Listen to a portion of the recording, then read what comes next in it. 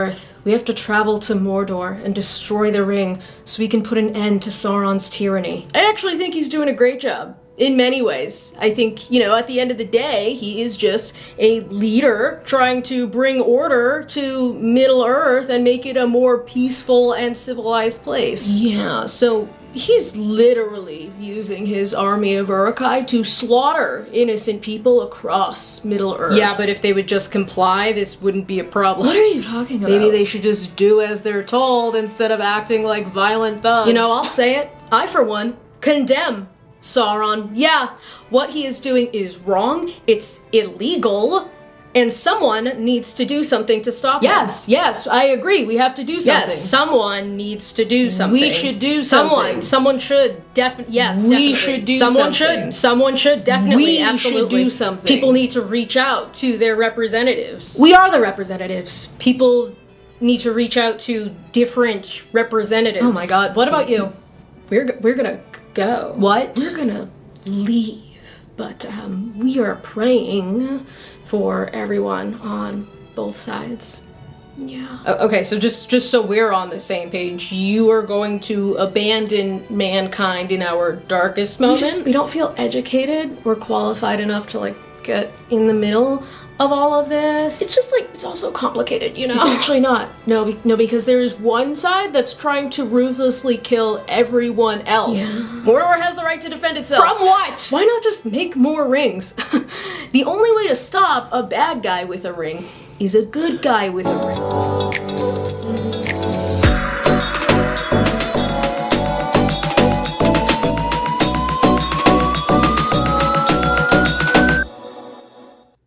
Hey everybody, welcome to Bad Science Sunday, where we take a comedic approach to debunking science misinformation over the internet.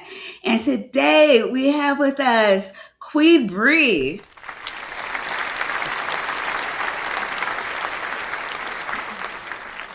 It's been a while. How are you? I'm muted. Yes, I'm doing good. I'm trying to keep my record of being the person who's been on the show the most. Oh, I can make that happen. Yeah, I'm. I can't. I love when you come on, and I know that, last year was a horrible year for, let's just say everyone except Vandy, who, yeah. Most of those are good years for me. Yeah. Must be nice to be a cis white man, huh? Oh, it's great. I've only heard good things. I mean, not from a black woman's perspective, but I hear it's great for you. I'm just saying it wasn't for me. And now that we're no longer in the extremely trying times of February, I think the white man can really shine. Okay, I'm gonna stop. It's the white man's hour to shine. Right. Actually, it's not. This is Women's Month, and Women's History Month. The National Women's History Alliance, the NWHA, has designated the theme "Leading the Change: Women Shaping a Sustainable Future," focusing on women designing blueprints for environmental, economic, and social stability. Meanwhile, International Women's Day falls on March 8th, 2026, and it focuses on Give to Gain. So Give to Gain is the theme, and the UN theme is Rights, Justice, Action for all women and girls. So go women. Woo! Woo! So Bree's helping me bring in Women's Month. You've been a busy bee. Yes. Started a new thing on your channel? Yeah, I started taking some calls, and also on top of that, jumping around to some different channels of cryptozoologists and stuff, and interacting with people, just trying to. The way I described what I'm doing is that I've spent. If you go on my channel, you see I spent the last 5 years doing this show, and looking at the claims and looking at the videos of people ghost hunting, people cryptid hunting. I actually want to talk to them. I'm tired of just covering them. I want to talk to them. And, for a long time, I was that, angry, atheist, non-believer, skeptic person who was a kind of hostile towards anybody who believed anything, and it didn't really do well for me. So I like maybe I overcorrected because I was into woo and stuff when I was younger. So I'm trying to like balance myself out and try to give to make a space where we can hear what these people are actually experiencing without them feeling like we're like judging them and making fun of them, to get a better understanding of the phenomenon itself. It's like the Bigfoot phenomenon, right? Right. Something is happening. There is something that happens in the woods where people see something and it's upright and it's furry and they think it's a Bigfoot and they describe it as a Bigfoot. Something is happening to people across. Is it bears? Is it a certain is it wild people that are living off the grid?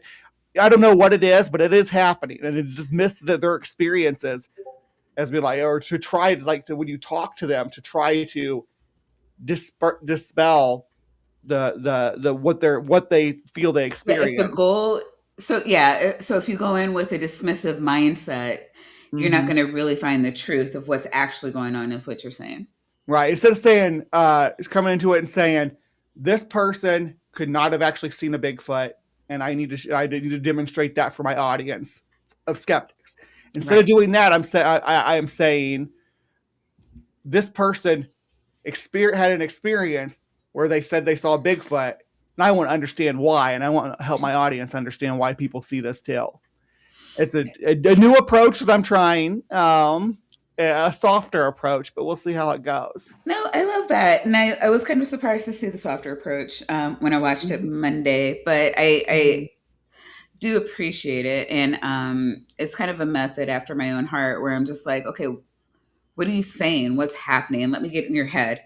And then from there, like, well, which is pretty much steel manning their Mm-hmm. experience so that we're on the same page.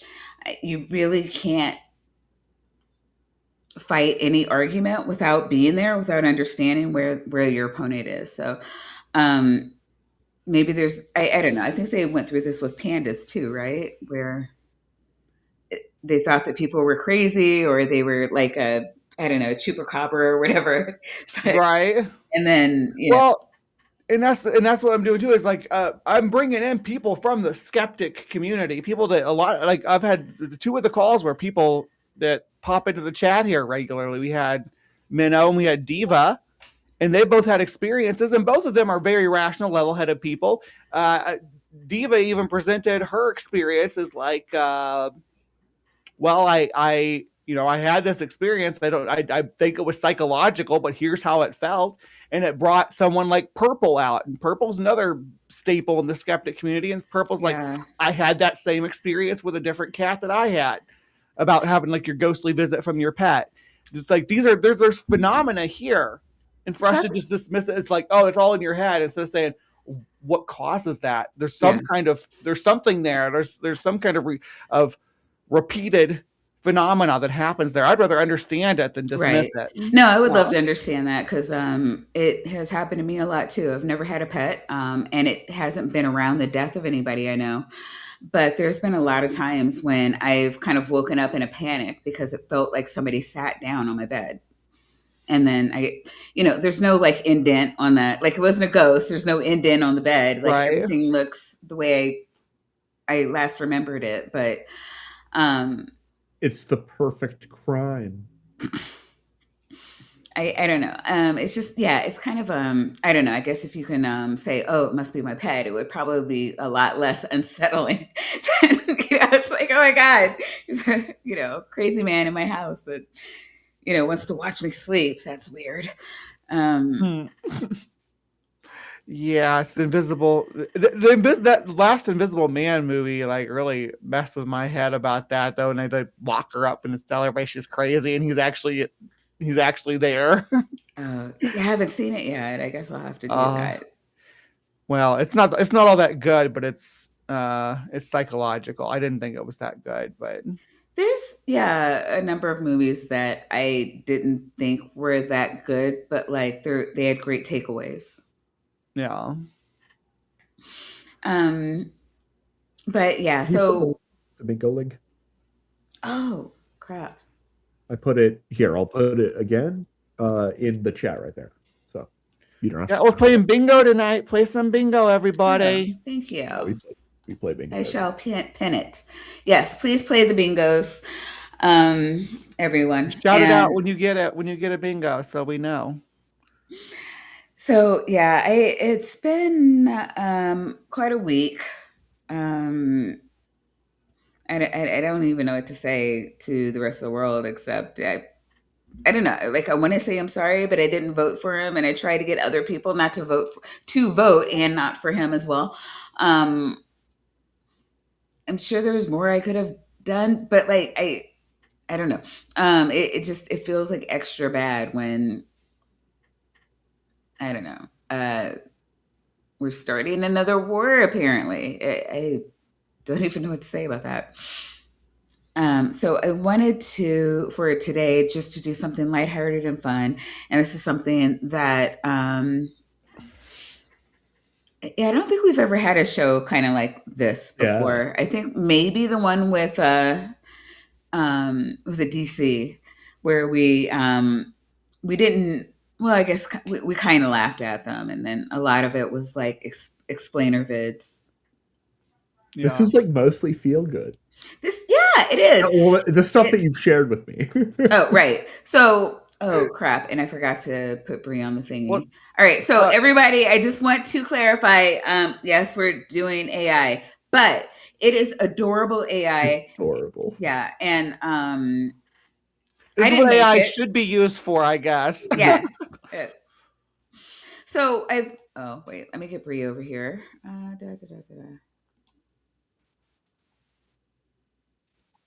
I can hear you. They cannot hear. Oh, now they can. All right. Now you can hear me. You might have an echo. Okay, beautiful, Brie. Everything okay on your end? I sound all right over here. Okay, beautiful. All right. So yeah, this is interesting. I've noticed maybe it's been less than half a year. I've been noticing like these doggy explainer videos, and it's like, well, dog podcast videos. And it's two dogs explaining dogs to humans. I'm sorry, Vandy, go ahead, do your thing. The title of the video is "Your Dog Doesn't See You as Human, the truth will surprise you, ellipses." Actually, it's only 2. I guess that doesn't count as an ellipses. But it's from our legitimate, and I get to say this without any like malice in my heart. Our new friends, I mean they don't know us, but over at the Dogbone podcast, this is great. I love it. They've got 47.3 thousand subscribers. I wish they had more. Do you know how many times I've said that on this show? Never.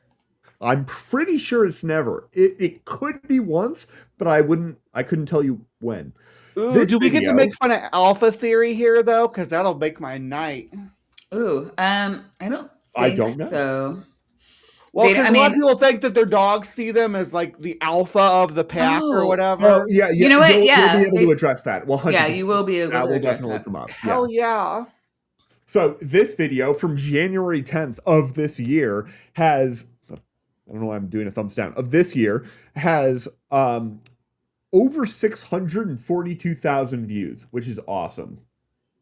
So yeah, this is adorable. We're gonna listen to the Dogbone podcast. Today we're talking about one simple truth. Humans think we see them as humans, which is adorable, but incorrect. Let's start heavy. Humans love the... So yeah.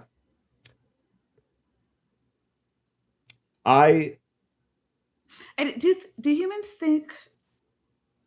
I don't know. Some do. I know some humans think that dogs are their babies. Yeah. Well, dogs. So, like, there's things that like your dog knows that you're not the same as that you can, that you have the ability to open things. You don't look the same. You don't do the same stuff. Right. Yeah. You don't. All right, well, let me see what the chat Your dog thinks. probably thinks you're a little slow because you can't smell as good, you can't hear Hey, as chat, good. can I play? If you would please play along with me. 1 in the chat if you think your dog thinks you're a dog. 2 in the chat if you think your dog does not think you're a dog. Word forever. Yes. Forever home, forever love. I'll be back in 5 minutes. 5 minutes is a lie.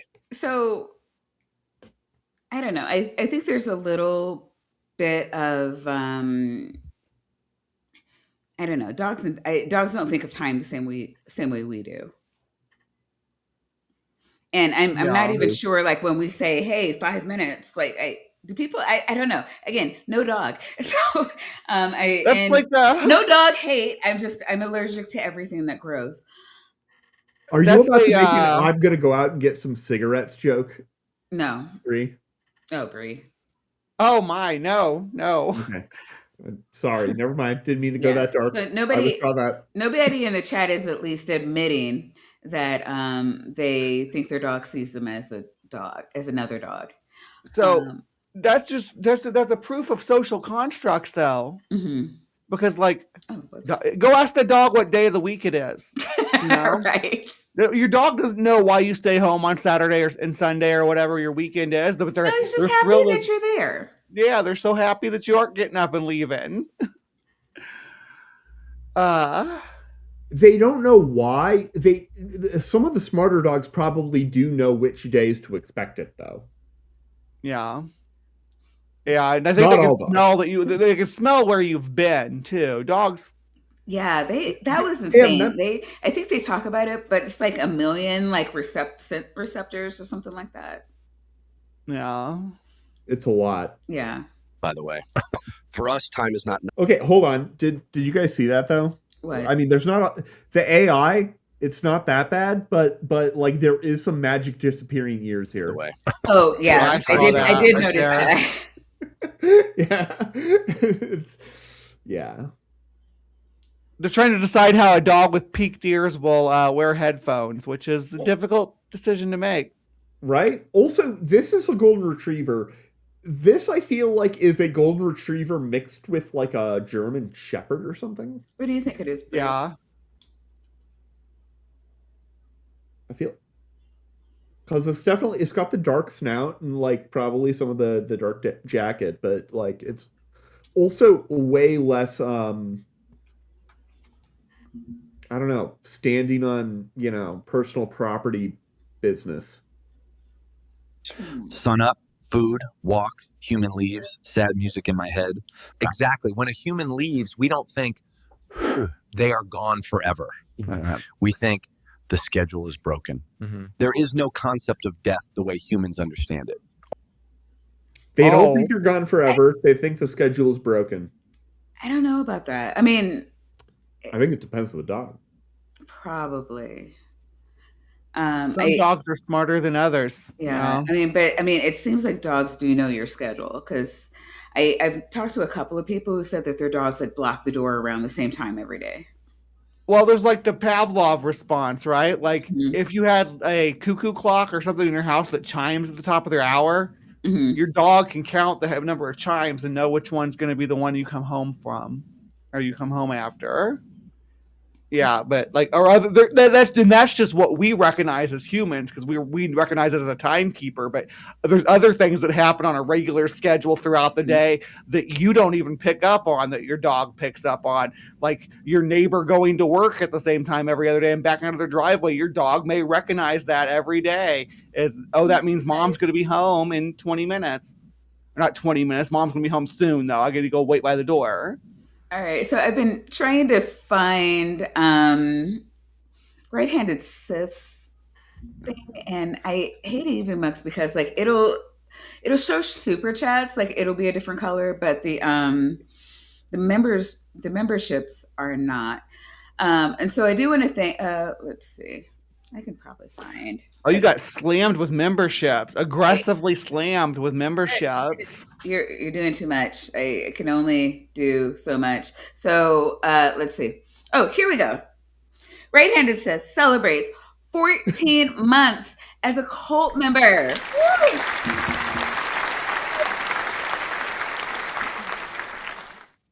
And Right-Handed Sith moves that we should curse the weasels with magnets. I second that. Well, wait. What? Yeah. Hmm? Hmm? Nothing? No. I was gonna remove myself, but every time I press a button on the thing, you yell at me. So Yeah, I don't touch things. Anyways, but you did gift yourself 5 more cult members, which went to KCA Randy, MC Time. Okay. The Real Melly, Aunt Jer, really good catch there.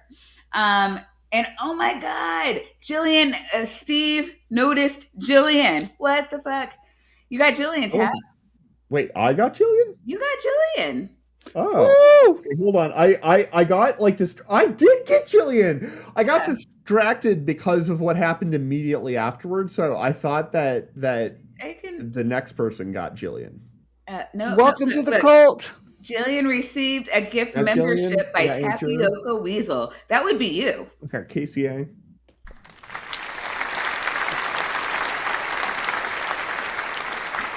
I'm kind of a big deal. Welcome back, cultist. Please enjoy your Tapioca Weasels, your nitties and vaginas. But you were upstaged by Regios, who, I don't know, like, I always want to like break out that song, like, "Hey, big spender." Hey, Regios always like donates like members tips to my channel too. I love Regios. Yeah, Regios is awesome. And Regios is an awesome person. We love you as a person, not just because you come out like, just money bucks. I mean, we do love that though. But I will never turn that down. Yeah. Love you. Yeah. But no, we do appreciate you, Regios. And I keep saying I need to get him a emote. There's an emote I want, and Regios. Okay, you've always identified the Kirby emotes with Regios. I don't have. No, I didn't. I don't have any with his name on it though. You don't have any with his name on it, but there were like they used to have. You changed the name on some of these. I've always thought that I had that I started out with. They've been mixed around, and we added like, because some of the ones we started out with was the Jedi's, which is also the Siths. So I mixed them, but no love lost. And then we got the Jesters, which are I don't know, adorable. You got the Weasel, and for the record, Maya, best Weasel emoji game on the entire internet. Like I spent like an hour looking for a good Weasel emote, and I was like, none of them. The best I could find was basically my like profile pic, which there's like I use exactly the same like royalty free copyright picture for my profile pic everywhere because consistency is good branding. Indeed. But it's not about you. It is about Regios, who's dropping dubs in the chat. What the fuck?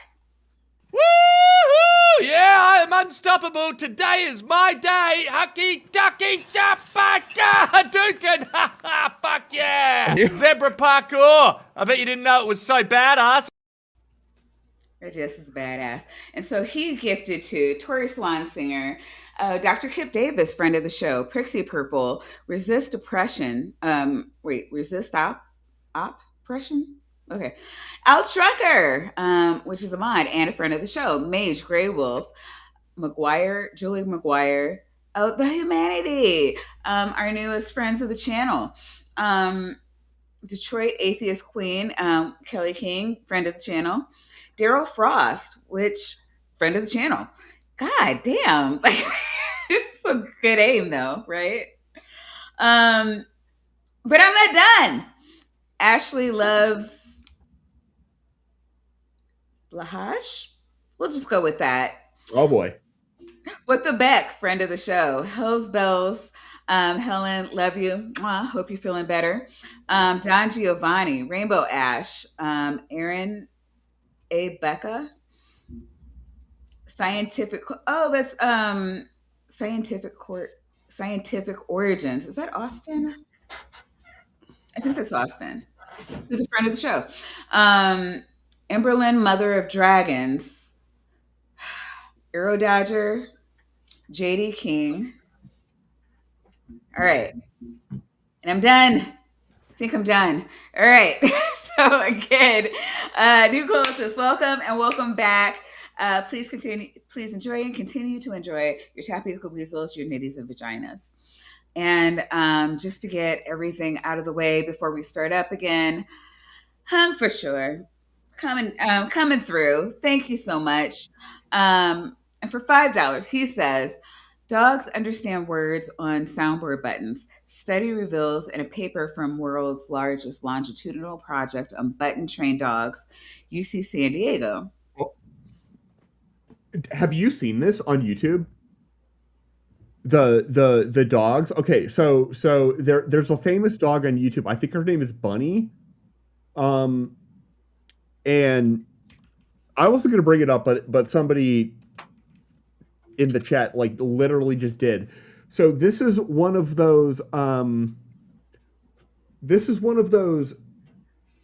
dogs that has been trained to interact with buttons. Did I stop sharing? Yeah. I didn't mean to. I pressed the wrong button. My apologies. Yeah, that's what happened. There we go. Sorry.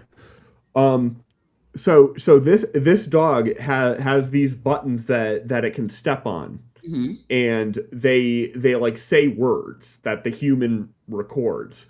And this one has been famous for like multiple years. This is a smart dog. They're able to do almost like sentence, like you can tell when they're communicating. It's crazy.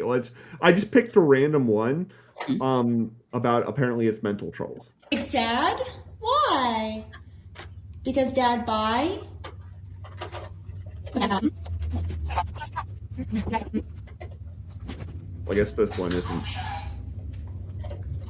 Your door's open, bud. You can go outside. Are you big sad because Dad bye? This isn't a great example. I'm sorry. Okay. We'll do medicine. Sad. You're big sad? Why?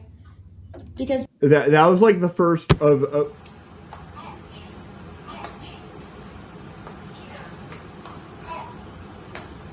Let me come look at your ear. Do you need a rinse? It could be that these are like that one feels almost like trained, and like that one would be less impressive. But like this is a whole channel, and maybe it's all bullshit, but I think that this dog is able to communicate with these buttons. I swear to God. So I don't know. Yeah, I don't follow dog studies often.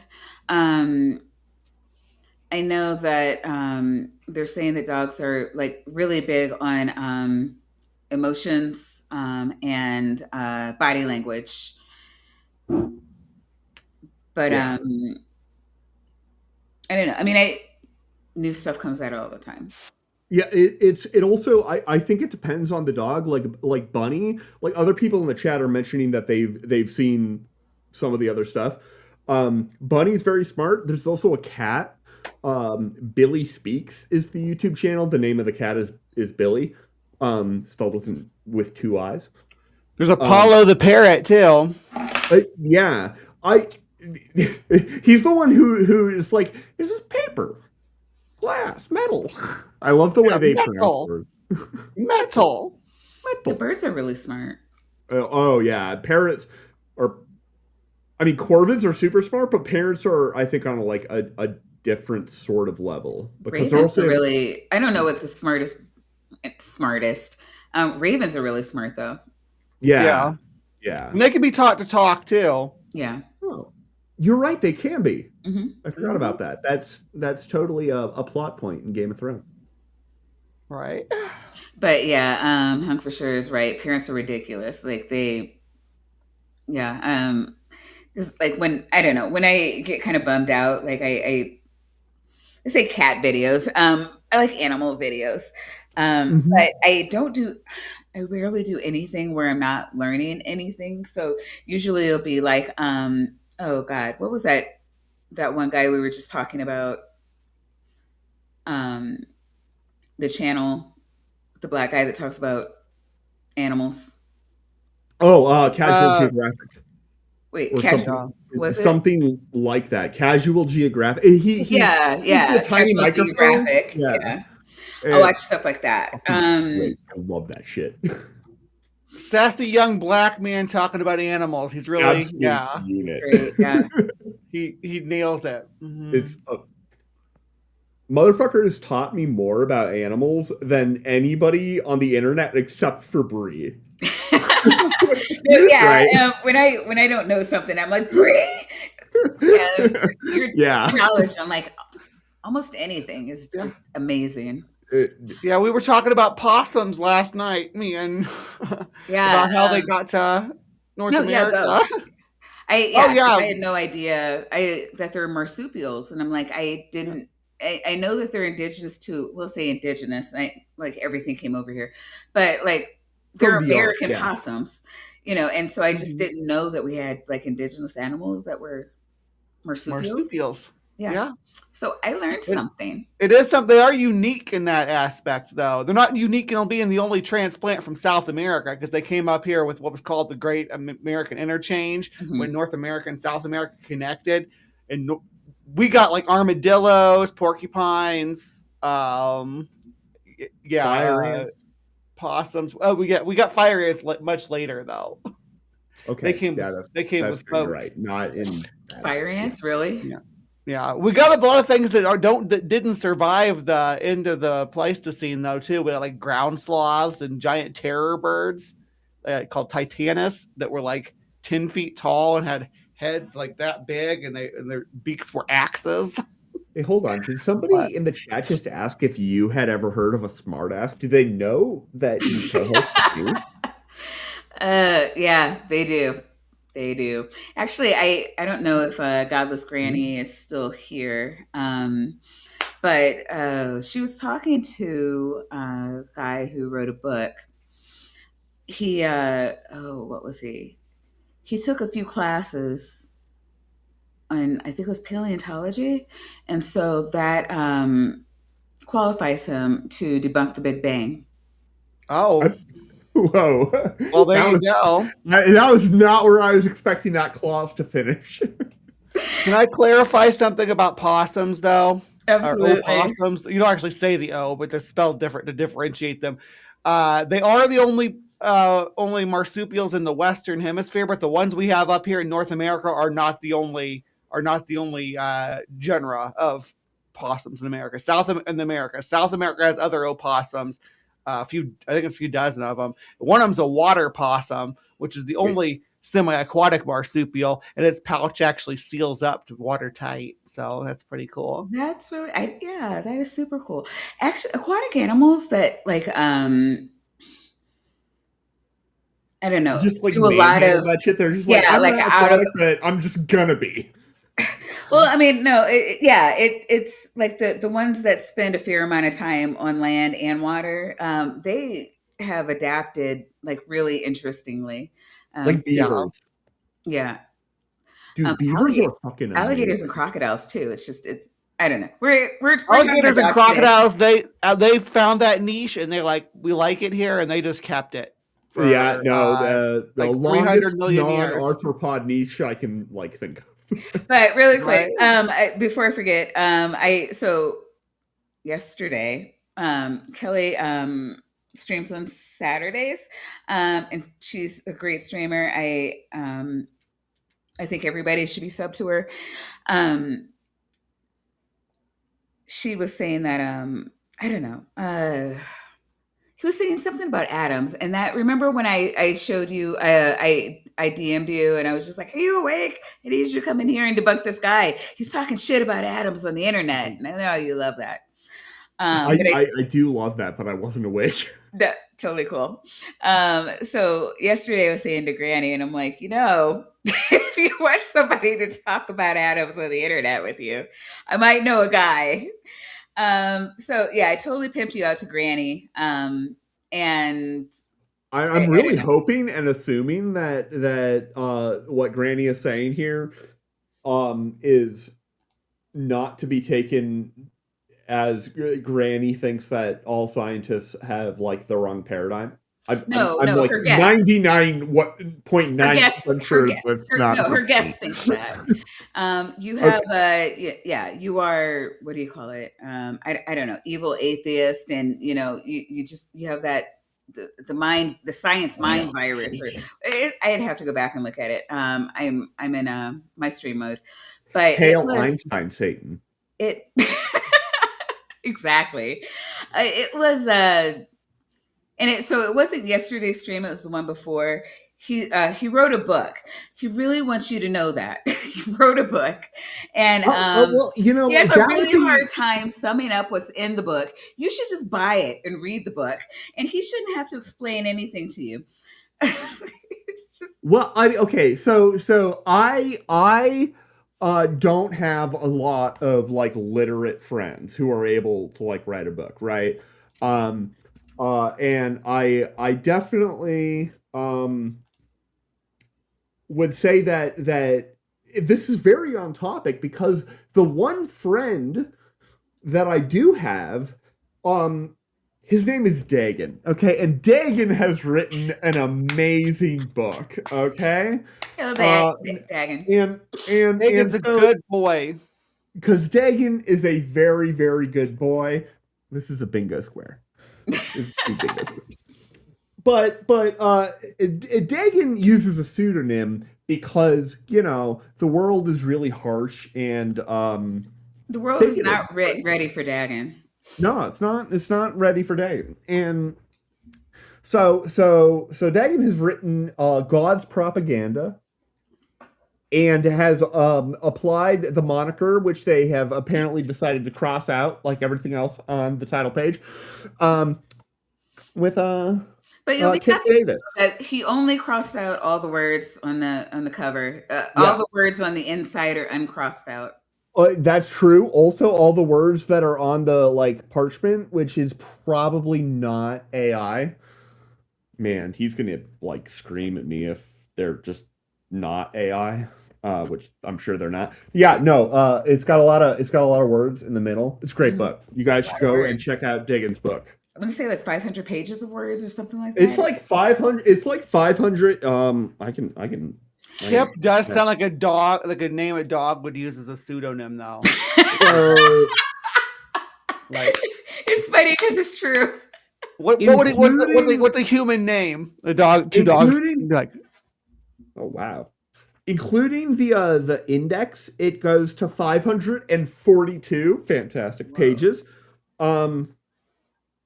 And it's a very thorough bibliography and index. So. What a time for me to not have the Kip Doggy video. Someone just said, someone claiming to be this Kip Davis is in the side chat just said they crossed out those words themselves as part of a graphic design. I don't know about all that. Oh, I guess that's where his honesty. He crossed out no words. That's what he said. Yeah. I wasn't going to say anything because I was so proud of Dagan for writing the whole book, but like you're not going to say anything because you're mentioned in the first page of like the acknowledgments. What? Oh, well, best acknowledgments ever. Worst cover ever. Like right, it's her name. You're not going to be able to read it, but it's like right there-ish. I don't like attention. I'm not like you. Yes, but I do you appreciate that part. In this case, yes, you are. You know what? Only absence, which is worse, honestly, because we keep waiting. We listen for footsteps. That's the first time you've ever laughed when I've just straight up interrupted you. I was building a mental visual of me just kicking you in the nads. And I laughed at Oh, that. that works. Yeah. Only absence, which is worse, honestly, because we keep waiting. We listen for footsteps, doors, keys, and we keep the smell. Wait, hold on. I love this. That is so good. Yo, Best chat of the night. 100%. Is memory. Scent is proof. That's why we steal shirts. We are not being naughty. Oh, fuck. You know what? That's why they steal shirts. I forgot to... We have to go back because I've been so distracted today. Hank is obsessed with my shoes. So Ashley loves Blahash. I know I'm fucking that up, and I'm so sorry, but I do want to appreciate you for returning as a cult member. She's been a anti-magnetologist for 3 months.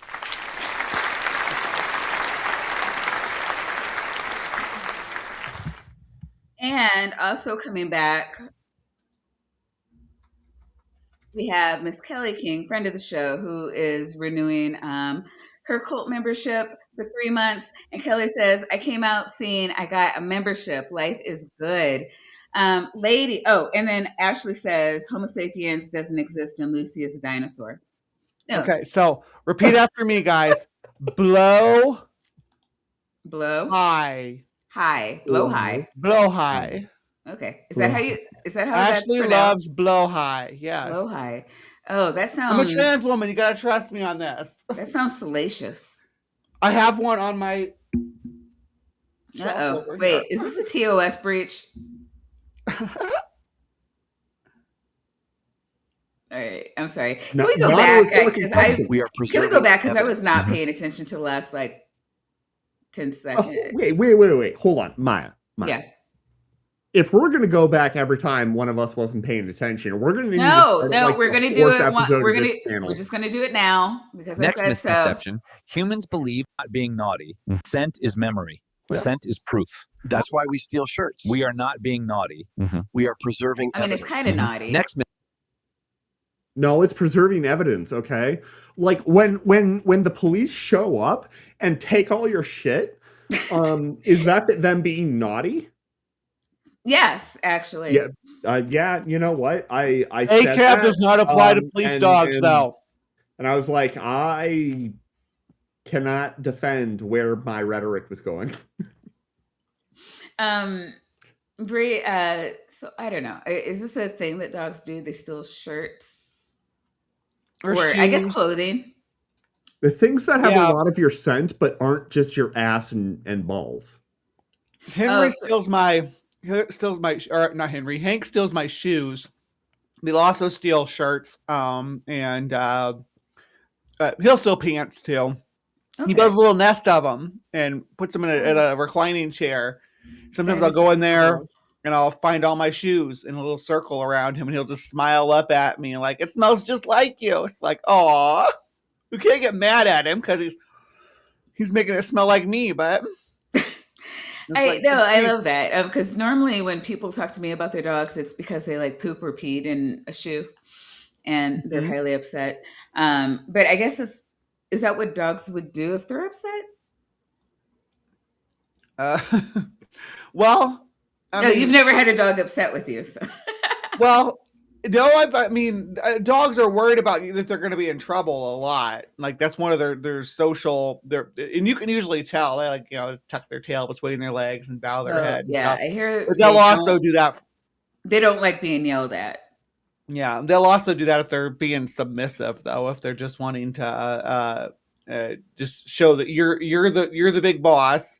But those roles are supposed to be interchangeable too. You're supposed to let your dog get up on you and get and be the hyper happy one too.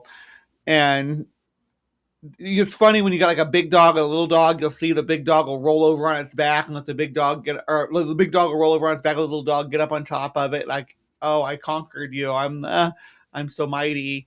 And It's like a team building exercise. Yeah. Like what they have to do in offices and stuff. It's just, I mean, it's also like I feel like most humans will do that if they're around like a young kid to some extent. Most Right. of them. Some of them are assholes and are just like, leave me alone. I'm trying to eat my sandwich. But a lot of people will be like, if a kid's trying to be like, rawr, you'll be like, oh, I'm so scared. Do Cat, not let do your that. kid touch me.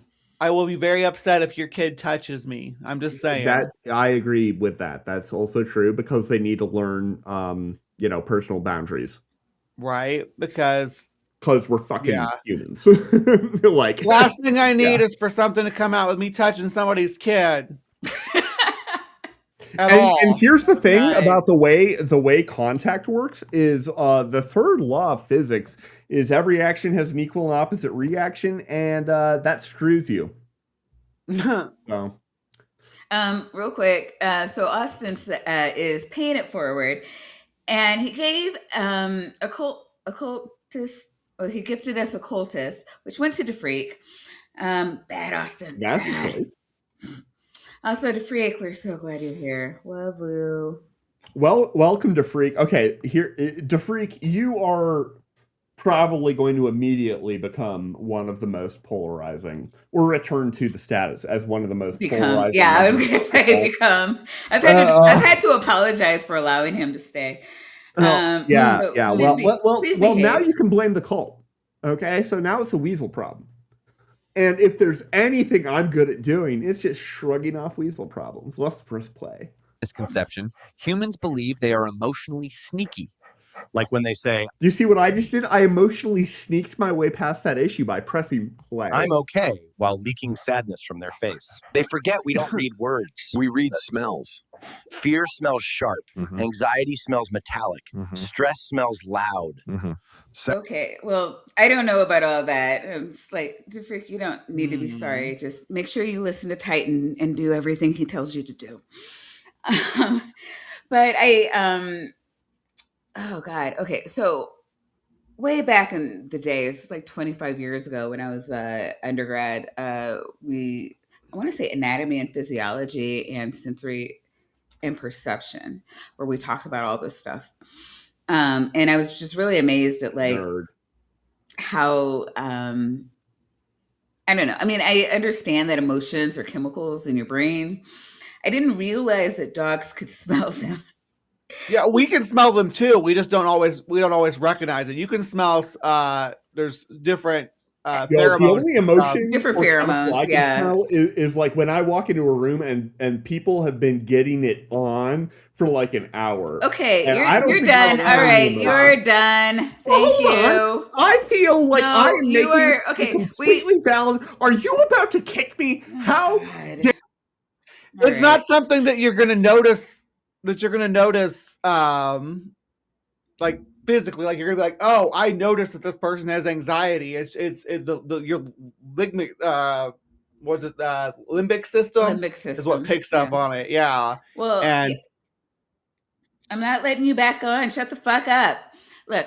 All right. So like there are some times where I think, oh God, I think it was oxytocin, with like mother baby, like it's like the bonding, like it's supposed to be responsible for like that early on bond, and why, and again, I having only been a mom, I don't know what dads do to bond, but like that's like part of the bonding process is like the oxytocin that, we get in the brain. And I don't know if the babies smell it or what happens there. Are you good? There's hormonal signaling from if you're on birth controls and things like that too, that'll change the way that you're broadcasting. What the fuck are you doing? Is this Chat GPT? Yes. Why? I can't. Oh wait, hold on. Blurry. I meant to ask that to Monday. Never mind. I will return to our previously scheduled content. Yeah, I mean, so like wait a minute. You kicked me off. All right. What do you call it? Yeah, so we do have a lot. Like, oh God, I'm thinking cortisol, adrenaline. It's a bingo square. Oh, what? Cortisol. Oh, okay. Yeah. Like there's a bunch of there's I want to say like a good 4 that go off regularly with us. I can't say that they smell like metal, but I don't know what dogs smell. So But bad. Yeah. Humans cry in bathrooms thinking we don't know. Buddy. Your hormones announced it 5 minutes ago. Cortisol. okay, yeah, yeah, I mean, it's just impossible to express your emotions, and your brain is going to do what your brain is going to do, and The I don't know. seriousness with which you're responding to these dogs talking into their microphones is amazing. Well, I assume that It's a someone science actually show. wrote this You're script right. though, with the intentions of it having actual facts about dogs. So I'm pretty Yeah. sure like an actual German Shepherd read the script. you think so? Do you think he used AI to help him? Well, I mean, There's- my there's- options for figuring something like Look, this out we'll talk are about either vibes use in a little. AI or We'll talk about he's upset because he's being decentralized. He doesn't know how to contribute, so he's acting like a petulant child. We'll talk about vibes in a minute here, and then you can jump in and tell us how they're not a thing. I'm very passionate. Adrenaline, chemical signals everywhere. Right. Yeah. That's why we come over and press against them.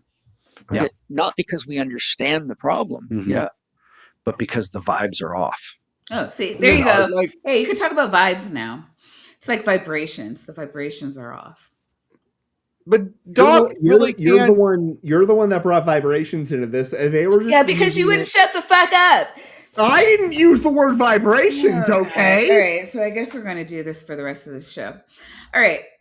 Bree, what were you saying? No, they're not picking up on vibrations. They're picking up on the chemicals that your body creates.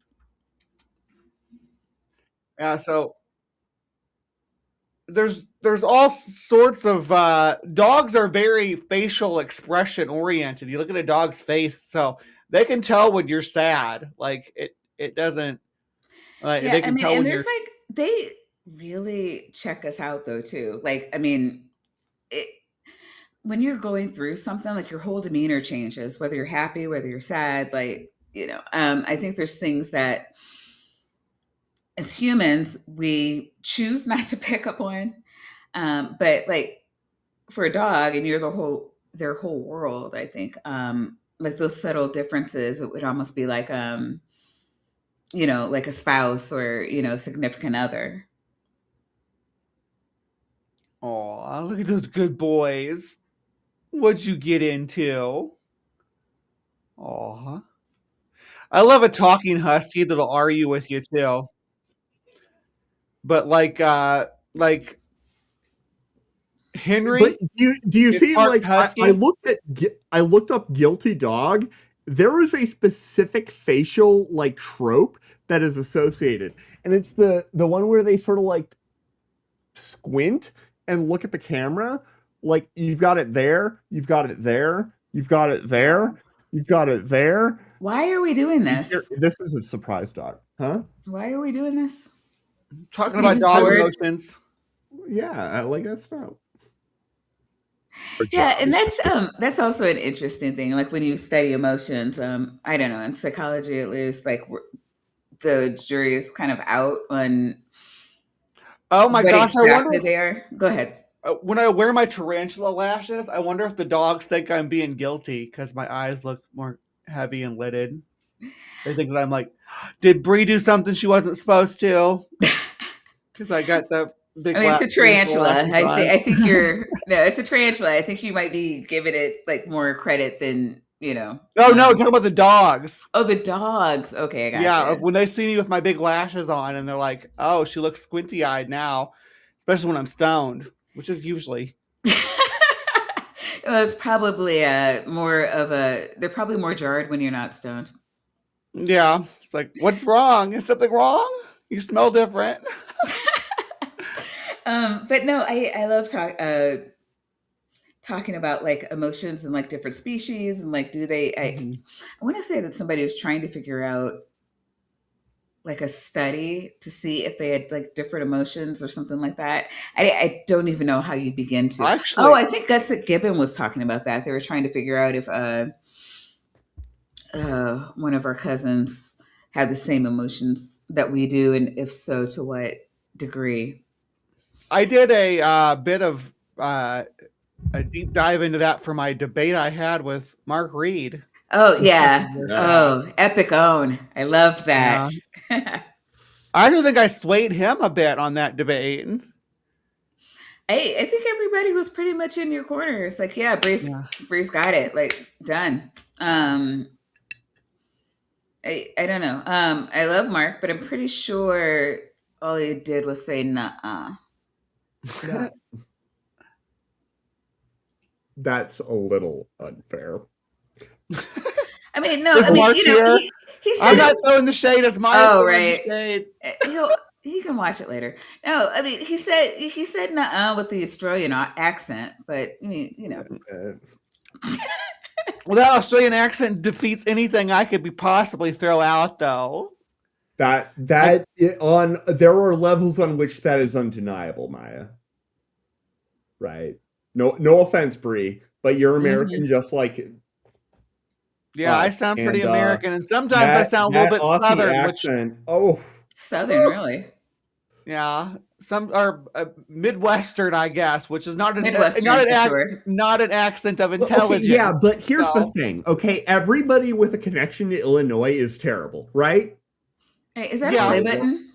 We're all the vibes. This part makes humans uncomfortable. Good. They should listen. We know when something's wrong before doctors do. Because illness changes chemistry. Yeah, dogs can be trained to smell like cancer and stuff, but I don't know about like knowing something's wrong before. That's such a general statement. It is. Yeah. I think that if I'm going to give them credit, like there are what's it called? I think they call it VOCs. I can look that up. But yeah, there are like when you're I mean, really, when anything is wrong with you, different chemicals start to be produced in the body.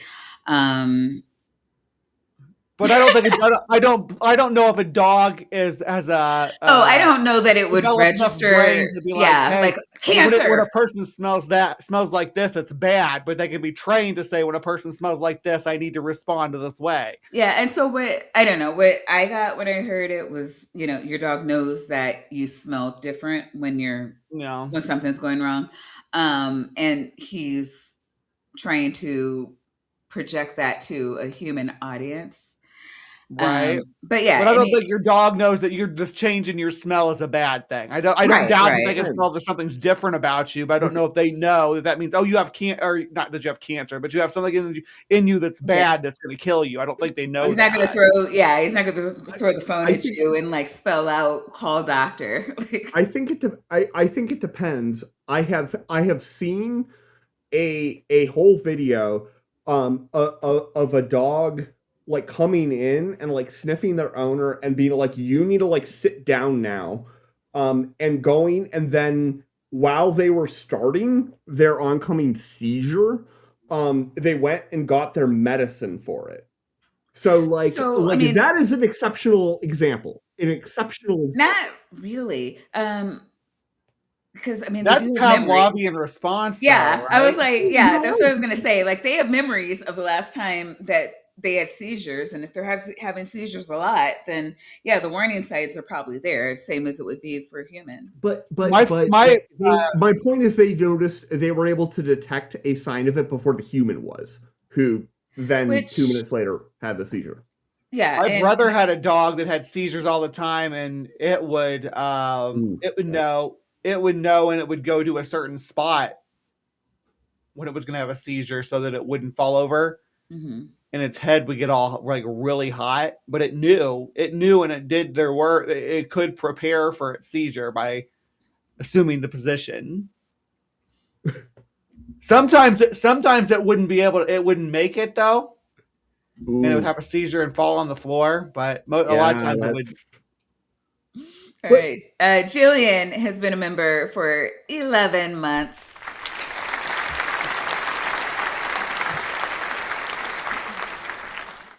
Jillian says, I would like to speak on behalf of cats now. I have to decline. No love lost, hopefully. We are talking about dogs today, and we will maybe do a cat show in another 3 years or so. Tiny changes. But our noses are insane. Thousands of times more sensitive than human smell. Which is why we sniff the same spot over and over. Yeah. We are. That's general. Ferrets and weasels have good sense of smell too. I'm just addressing the. We are a proud people. Y'all can, but your noses are closer to the ground too, so you can just. I mean, you're just scooting right along, smelling as you go. It's pretty. I am a bottom feeder. That's true. Right. It's true. Are you a bottom though? That's the question. For canolistas. We are not obsessed. We are concerned. If your dog suddenly focuses on one part of your body, please stop saying that's weird and start saying, maybe I should check that. No. That's something where, like, I feel like it, depending on the dog, that could totally be legitimate. But, like, as a very general matter, probably they just think that you've got, like, a weird lotion on a patch of your skin or something. Yeah, I'm not a dog owner, but I don't even know. Like, is he saying like, okay, well, if it's kidney failure, but like, if something's wrong with the body, like there is one circumstance where I'll accept this. I think a dog can tell when you're pregnant and because of the changes in your hormones and stuff. Oh, I think that's natural for a pack to protect the pregnant member, so they recognize that smell. Okay. Yeah, your hormones change drastically with a pregnancy. I don't know if they know why they feel that way or that there's puppies inside of you or whatever, but they all of a sudden want to feel all protective and like you're their precious baby, and they'll bark at people and stuff like that. You know? Like at a meta level, like do they know enough to like say yes to the sentence, this person is pregnant with a small child that I have to protect? No, like no, but I think they basically know. I mean, it would be that reproduction is happening, but they don't understand that. You're like, oh, it's gonna be 9 months, and they're gonna get their big belly and all that. No, I mean, I think it would just be not involuntary, but like a reactive, instinctual. Thank you. Yeah. Where under the just like they do, like when almost anything, it's just like, okay, when this happens, I do this behavior. And so and this stuff would have been considered woo, like in the Enlightenment era, to try to make these claims. Or today. I could show you some videos. I think that people think animals are psychic. They communicate telepathically. No, chemically. They communicate chemically. We used to be able to, but our noses shrank a lot. Look how tiny my nose is. This thing's pathetic. I cannot communicate chemically with this pathetic little nose. I can barely smell what's right in front of me, and it's for some dank ass weed too. So, I can smell that. Maya can smell the weed from there, and I can't smell it sitting right in front of me. But I still have a little bit of a cold. Yeah, that's why I learned a few years ago. I'm like, if people say it smells like weed, I do not have the equipment to be able to evaluate that sentence. Because you always smell like weed. Yeah, when Vandy came to visit me a couple years ago, I was like, "Is Vandy here?" Yo, I don't know if I've gotten that high since then. That was awesome. Yeah, we got lit. Yeah, she tried to kill me. All right. You are a grown ass adult, Maya. No, I blame you. It's totally your fault. Would not have done that if you weren't like force feeding me. Yeah, that was AJ loves your top though. Thank you. It ties in the front. If I pull this, my titties whoa, will yeah. out. Yeah, we don't need all that. I mean, you You look have to- beautiful, and I'm okay with that. keep the top where it is. You have to pay extra for that. Exactly. Shit on YouTube. Humans always ask this question like it's a personality test. Right? Yes or no? Do dogs think humans are just weird dogs? Okay. Which is hilarious. Because no, absolutely not. Our brains are very clear on this. You do not smell like dogs. You do not move like dogs. You don't greet properly, and you stare way You too don't greet long. properly. That, for the record, is about sniffing butts, okay? And I've always been very popular in dog communities because when I meet somebody, you know what I do? You go straight I to the get ass. myself arrested by sniffing their butt. Well, it's for dogs. It's like a health inspection, right? Like That's what I say. Very unconvincing to every Yes, person I've been in front of. you do not get to do health, even though you're a weasel. I think weasels would probably be really good at health if we could train them to crawl up in there and look for. Well, yeah, Don't yeah, put then you need the weasels whole in- leaf. Like, Let don't me put rinse weasels this. in your body, please. Yeah, without medical supervision, without the supervision of a medical professional. We are a trustworthy people. Oh my god. Yeah. What was I You gonna need a ask? weasel oscopy. Oh, I was just gonna ask something. I totally forgot. So probably the mouth is the easiest way for you to incorporate a weasel into your body is the Holy answer to shit. what I assume your Like, question was. All right. Okay. It's my own fault for dead air. Anyways, really is. let's shut up. Just go. Mm. No, you are not dogs to us. But you're also not just humans. Yeah. A category. A very specific one. Yeah. Scientifically speaking, when we smell another dog, one part of our brain activates. Social mode, pack member. I imagine several parts of your brain activate, but fair. But when we smell our human, boom, reward center. Love. I think they're I love talking that. locally, maybe. Like, oh, there's the treat dispenser. Right?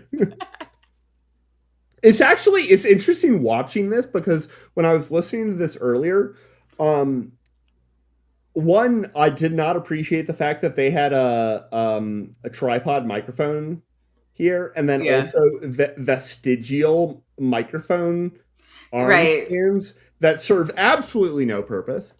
No, I mean, they need to be there.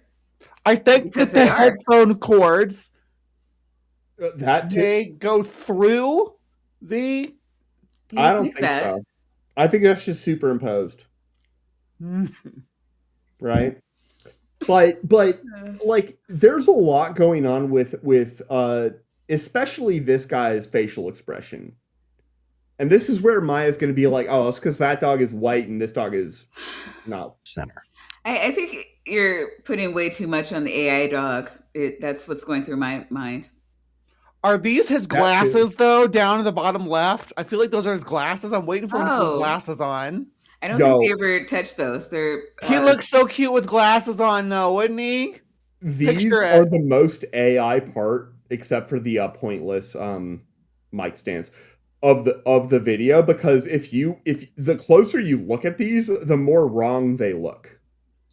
I don't even know what they're supposed to be. I don't know what glasses built for dogs would look like, though. So my brain's willing to accept that they're just weird shaped because they're built for a dog. Like maybe there's some elastic bands there. I don't know. No, don't make they're dog internally glasses. self-inconsistent, but just like barely. Safety center. Right. Different wiring. Different response. Right. So how do we see you? As a bonded species partner. Yeah. Which sounds fancy, but basically means Aw. Right? Like Your that's an bonded species. excellent take. Like bonded species partner, that's what dogs are. Right. I like that. But yeah, and it would. Yeah, they're packing. I mean, really like tight knit pack animals. So- Co-evolved. Yeah, I mean, it would make sense that I don't know, like I don't know. You know how you have like schemas in your head and like people like maybe for family or friends and it's Yeah. like, well, you know, I know you're not family, but I kind of want to put you in the family box, you know. And I feel like that's kind of how dogs are with humans. It's like, I know And you're vice not a versa. dog, but I kind of want to put you in the pack box.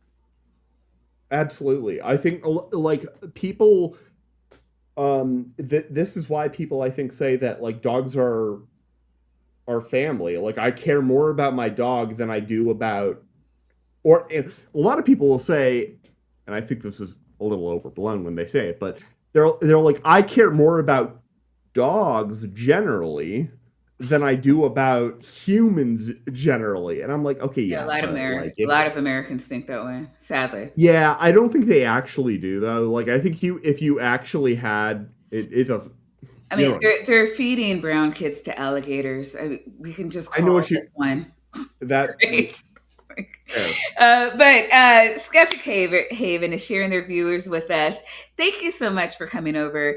We are, I don't know, it's been a really rough week. And, you know, as per the usual, I'm ashamed to be an American. So, but everybody loves dogs. So we're doing something like this week. And we're talking dogs and biology. So welcome on in. Hope you press that like button, press that sub button, and stay a while. Boom. You are not equal like another dog. Yeah. But you're also not above us in a scary way. Right. You are. So we're above you in a non-scary way? Yeah, I don't know how to I think that some the dogs probably think that they're superior to us in a lot of ways. Like like I said, the dog thinks there's something wrong with you, that you can't hear what it hears or smell what it smells or whatever. It's like, you know, why are you so disabled? I need to take care of you. Well, like our vision is like largely comparable, but then we have a whole extra like color sensing cone cell, right? Yeah. But like the other two overlap quite a lot. So like our vision is more or less strictly better. And I apologize to the dogs. I was outside just the other day and they heard a sound like a big bang, and this the tractor comes over the hill at the golf course behind us. And I was like, oh guys, don't freak out. It's just that red tractor. And I'm like, oh, I'm sorry, y'all can't see red. I felt so bad for saying that, and they looked at me like, we did that. They only have 2 cones, or what's that about? What's that? Is it rods and cones? Do they only have 2? It's a cone that they don't have that we have. Okay. Yeah, but there's animals that have cones that we don't have. So are they better? Do they have better vision than us? It depends on what you're trying to see. Yeah, I guess. But it would be more vibrant for sure, though, right? Yeah, well, I mean, it depends on what you're trying to see. It could be when you're a canine, it's better to not see the red and the green separate. Oh yeah, or at least it hasn't. I don't know if it's better, but it hasn't been problematic enough. Like if it evolved and became available without downsides, there's no way it didn't evolve. It helps them see in the dark better than humans too. Dogs can see better in the dark than we can. Yeah, because they've got more rods, I think. Like so, rods are just basically like light, no light, which and cats can see. More helpful freaking type of light. You have to have the one before you have the other. Yeah. Yeah, but I mean, I'm just saying, like, if you know the other cone helped them more, I'm pretty sure we'd see it by now. If they developed it and it was necessary enough, like well, if it was beneficial enough at the time that it developed. It's beneficial to have or not have certain cones depending on what you're doing. Because like birds, right? They have a cone. Specific groups of birds have a cone to see pollinating flowers, like hummingbirds. They can see the flowers in that ultraviolet spectrum. It wouldn't do any good for us to be able to see in that ultraviolet spectrum. It would interfere with our ability to interact with the world. But our eyes developed to pick red out of green because we're frugivores first and foremost. So we want to pick fresh, ripe fruit and the fruit wants to be, and the plant grows the fruit so that we can see it, so that we'll spread the seeds. And so we're working on a completely different visual spectrum than a hummingbird is, or any kind of pollinator. And for either one of us to have the other one's cones would interfere with our ability to do what we were evolved to do. I know we don't actually go out and pick fruit anymore, but we build our world around that by having, like, traffic lights are the best example, right? Green, you just go on past because green's like everything's green. When something's red, it catches your eye and you stop. That's why we have red light means stop. Okay, never looked into it. Yeah, so it would, if we were evolved from pollinators, though, we might see green light might be stopped because on the ultraviolet spectrum, green's gonna pop. Yeah. Okay. The stable constant. You control food, movement, environment, and safety, but you also give affection, predictability, and calm. Are you? So dogs love predictability, right? Like, they really need that. No, they like stability, doing routines and stuff.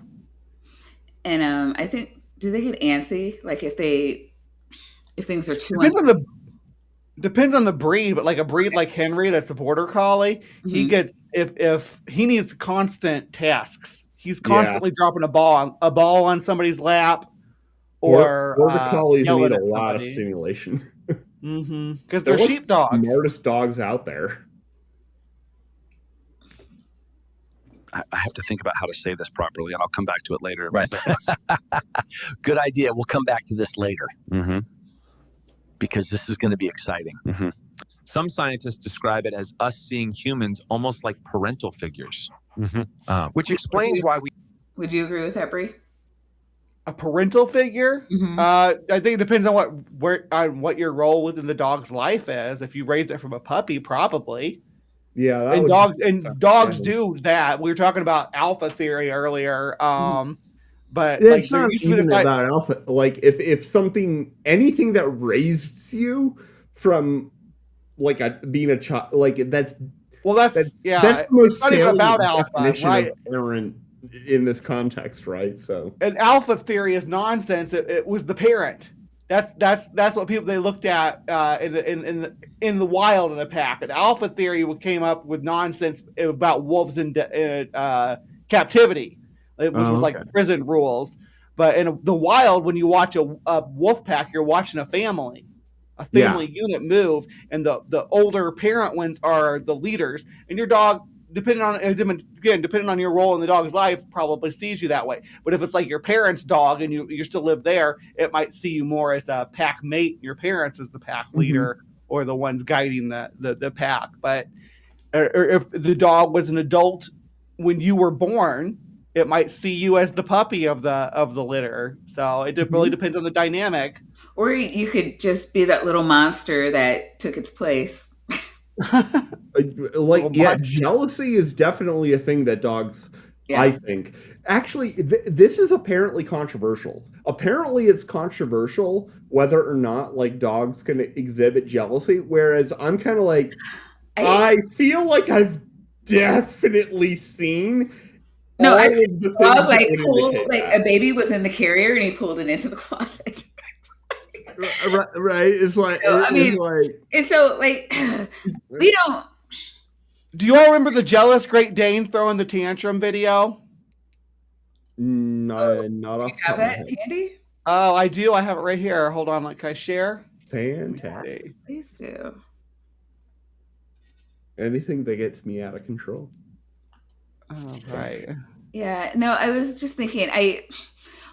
We don't all feel like emotions are like color. Like we don't all see red the same. We don't all feel jealousy and love or whatever the same. We have no reason to believe that animals would be any different, but I think that based on actions, we can. I think we can make a good judgment call that dogs feel jealousy. You would watch this video and tell me that this is not baseline jealousy. Like, even if the dog doesn't understand why it feels jealousy, don't. It's Roro's turn to get lovies. You get up there the hell up. You let Roro have a turn. Get up back up on that couch. You get on that couch.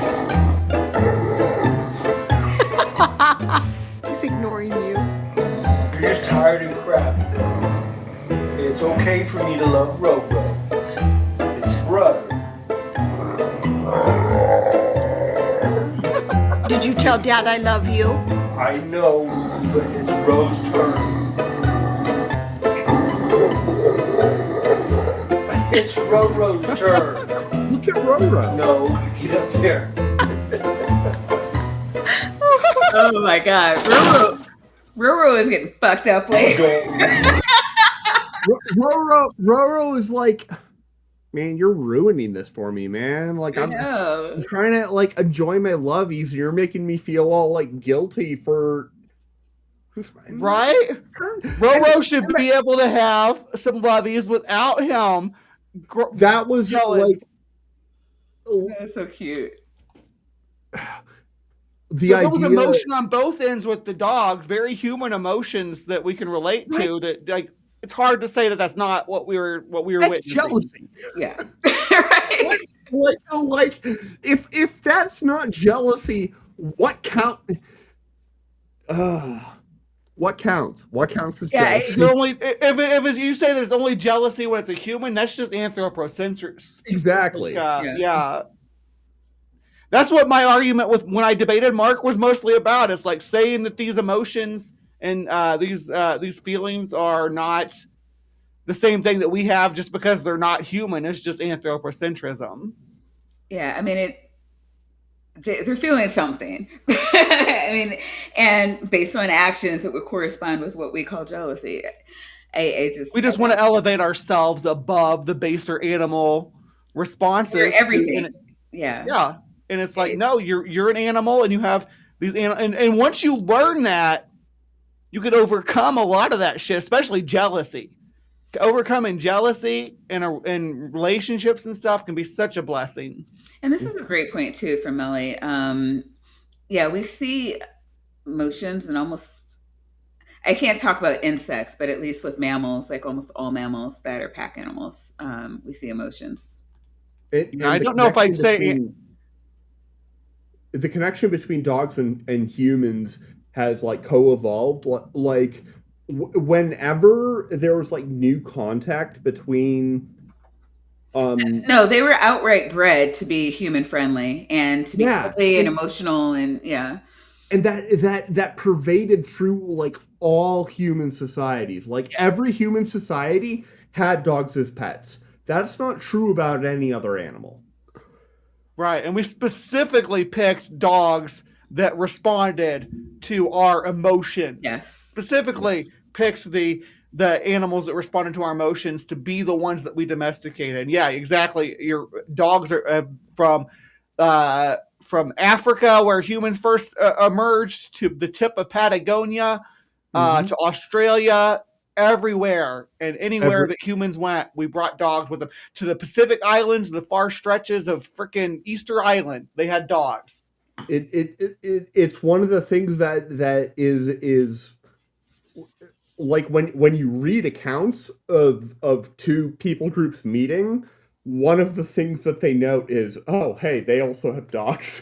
All right, Mark is here now. Can we talk shit about him? Yeah, I've been dogging on you all night, Mark, and I said that, used that expression specifically. No, we're talking about our debate about animal emotions. That's what we're talking about tonight. Whoever told Mark to come over here, thank you so much. Oh wow, you guys! Mark, I'm so sorry. We follow you everywhere. Yeah. I think it was him. Yeah. No, we did not. Cats were not everywhere. There were no cats in the New World until humans got, until the Europeans arrived. But there were humans here for 30,000 years before. The Native Americans did not have also not horses. Cats. Horses also were not in the Americas.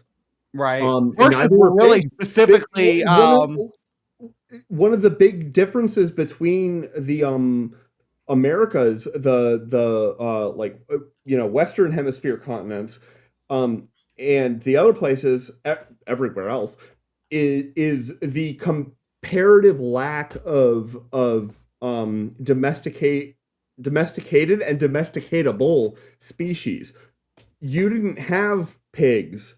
You didn't have horses. You didn't have camels. You didn't have donkeys. You didn't have all of these things in the Americas. You had llamas and you had buffalo. And buffalo are too fucking big. Who said that dogs were domesticated in Africa? I think people in Africa had dogs. Yeah. But dogs were domesticated everywhere.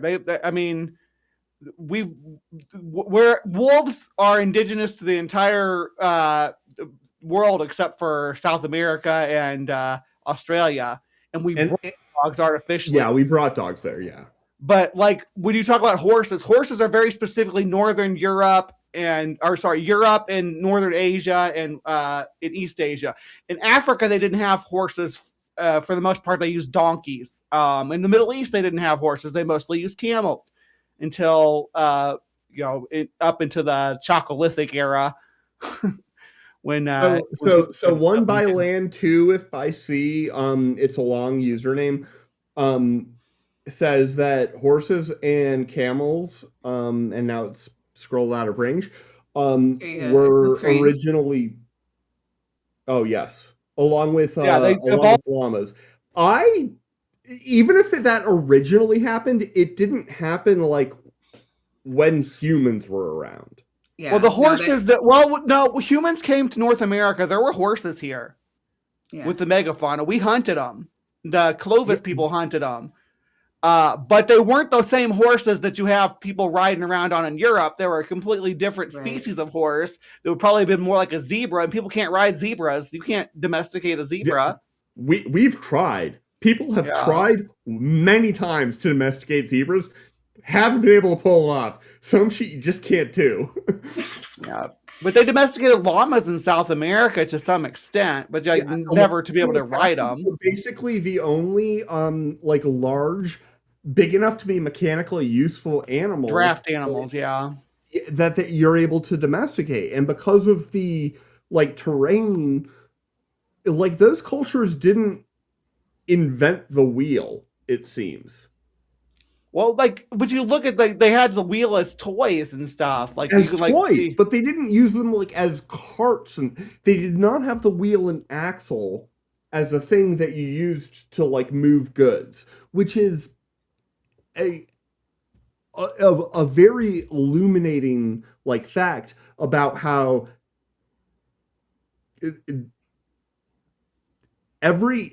different places are going to develop very differently according to what makes the most sense in that area. In exceptionally hilly areas, the wheel is not the thing that is necessarily the most important. They didn't use that in the Himalayas and the Hindu Kush and stuff like that either. That's where we get the images of people carrying people in the car, or with the what are those places called where you got the two people on either end carrying it. Instead of having wheels, it's like a chariot, but people are carrying it.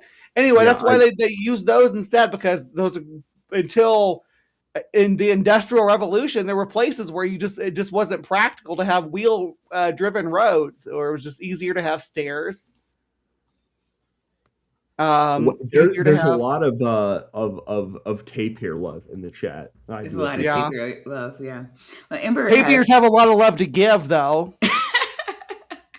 They do have that big dick energy. Mm-hmm. Ember, do you still have the tapir emote? All right, moving on. Your face so closely. Why your mood becomes the weather of the house. You're not a god, but you're not just a roommate either. Yeah. That's why when you're calm, we relax. Mm-hmm. When you're anxious, we're on alert. And when you leave, the universe feels incomplete. That's. Here is something beautiful. When humans touch us, look at us, or speak calmly, our brains go, "Oh, we can relax now." Well, hold on.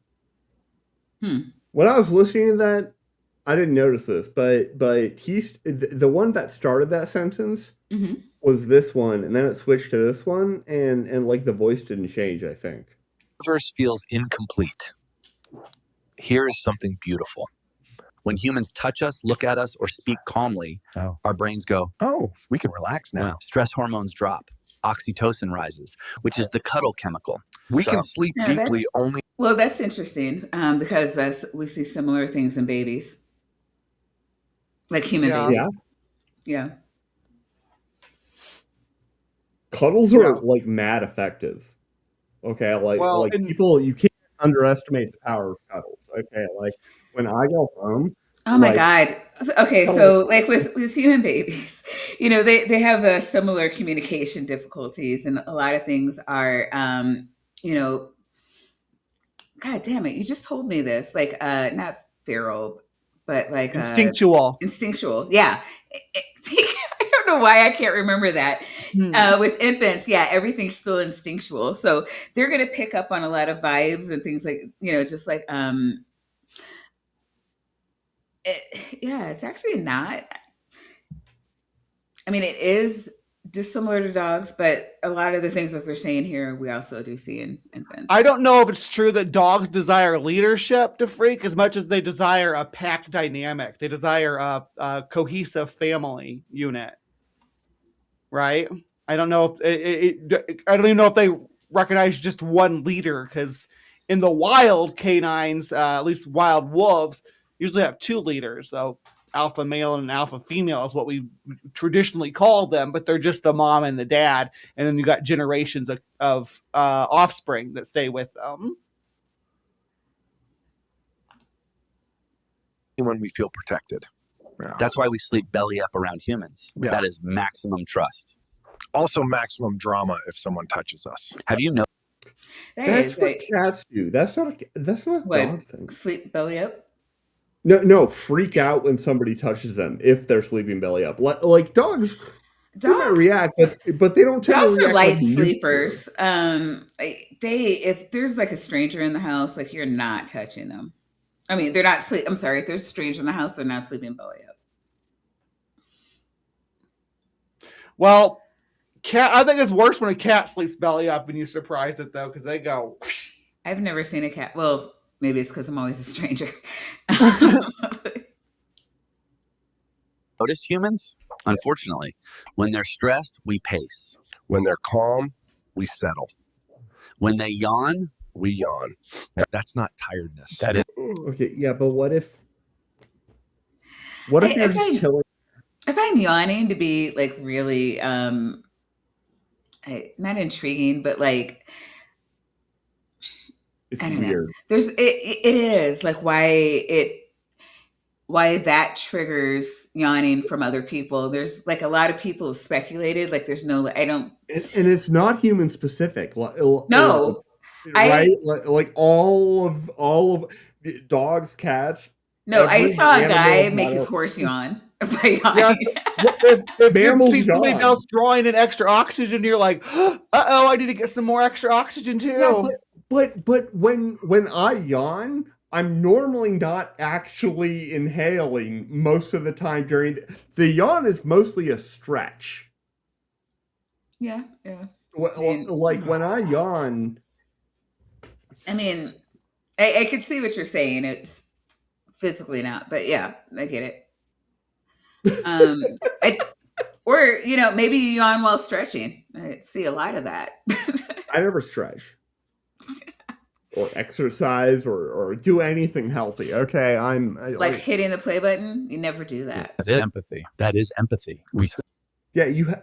I have empathy. Do you have empathy? Sync. Yeah. We sync. Right. Pack behavior. Mm-hmm. Basically Bluetooth, but emotional. On walks,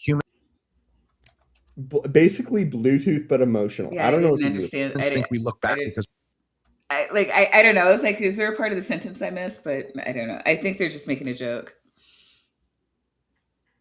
I feel like this is where I started to be like, oh, this is an AI generated script. We're insecure. No. And then I was like, Vandy, you should realize that a lot earlier. You guys are funny. Kip was talking about when dogs yawn as a social cue that they can indicate anxiety and stuff, and I think that's an important difference between when a dog yawns and a human yawns too. Okay. A stress response. That's interesting. I remain unconvinced that has been like I bet mostly they yawn for the same reasons we do. That's just my vibes. Well, like then dogs will do fake yawns and stuff too, though. So will humans. You can hear like they'll do like little. This is my point. Like they learned it from us. I don't know. Again, not a dog owner. Don't read dog studies. I'm very loyal to Freak. I will, defer to the dog owners on this. Man, DeFreak is coming after me. Are you still with me? Are we still a team? Freedom without connection is meaningless. Also, if you trip, I need to laugh immediately. Let's talk. Wow. Oh, okay. he's talking about actually, if you go back maybe 5 seconds, Are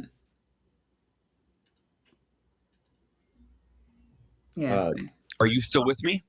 Are we still a team? Oh, yeah, they're talking about going out for a walk. Can you go back maybe another 10 seconds just so everybody can hear what they're saying within context? That's not tiredness. That's empathy. That is empathy. We sync. Yeah. We sync. Right. Pack behavior. Basically Bluetooth, but emotional. On walks, humans think we look back because we're insecure. No, we look back because you're part of the mission. Are you still with me? Are we still a team? Freedom So without... and so that's what I was going to say. I mean, that makes sense. It's like, I don't... Yeah. We came out together, like, it's like, and you're kind of slow and dumb. So I want to make sure you're not can't smell all the stuff I can smell. So you stick close to me, okay? Right. Yeah, but we can also work doorknobs and shit. So we're not useless, right? It's teamwork. I don't know if the dog thinks that though. It's like, it's like, okay, you're great in the house, but when we go outside, like, holy shit, I can't believe I get you through that in one piece. So Well, I think they do. I think that's exactly the point. Is they do think that they're like, you're able to make the house thing happen. This is from their perspective, basically magic. Yeah, we are so magical to dogs. Electric lights are probably like, what the? Yeah, it's like is meaningless. Also, if you trip, I need to laugh immediately. Let's talk about leaning. One of the most misunderstood behaviors. Yeah. When we lean on you, we're not needy. We're sharing weight. I did not realize that they spent this much mental effort thinking about the whole leaning situation. Not a thing I've thought about. Emotionally and right? Do dogs lean? I mean, I don't know. I dated a guy who had a cat, and the cat used to when I was gone for too long, the cat would mark me. Just rub it up. Yeah. No, you stay here now. And I'm like, God. They're rubbing their glands against you, and they've got them on their head and on their shoulder. Yeah. Marking you, yes. Yeah. This is my person. They're under my protection. It's like dogs, the way they would normally do that is by peeing on you, and most of the time they're they're not gonna like that. Yeah, I do think that dogs think of the house as their territory, at least from the amount of barking that the little ones do. But I don't. It is their territory. Is it not? I didn't say it. I just said that. You're right. Sorry. But I'm just talking about how they, I don't know. I don't see them peeing around the perimeter, but they clearly do see it as their territory. So it's interesting. I don't know. Dog thoughts.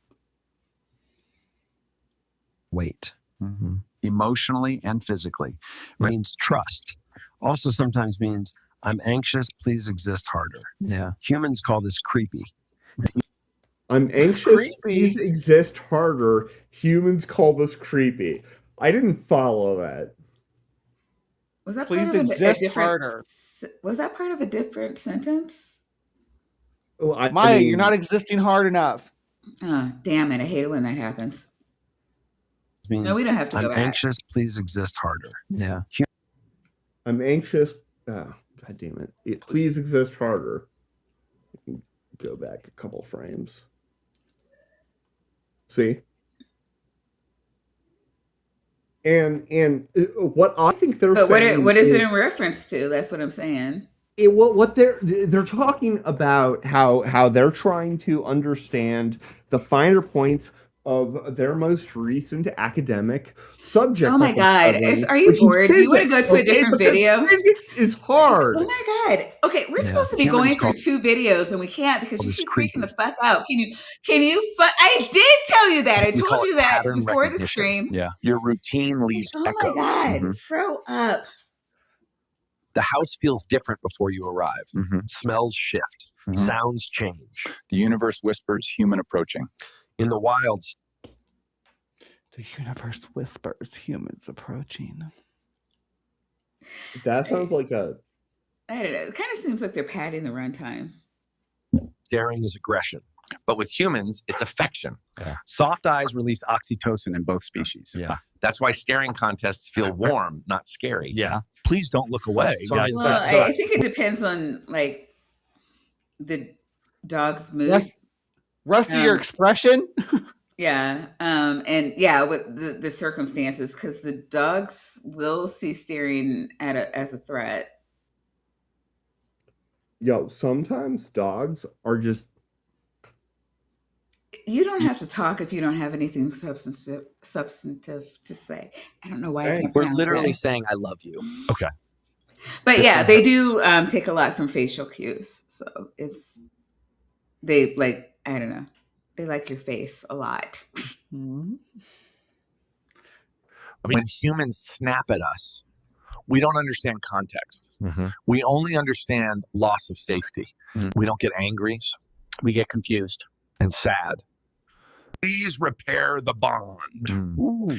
Ears rubs fix most things. Okay. Confession time. Oh. We know about the suit.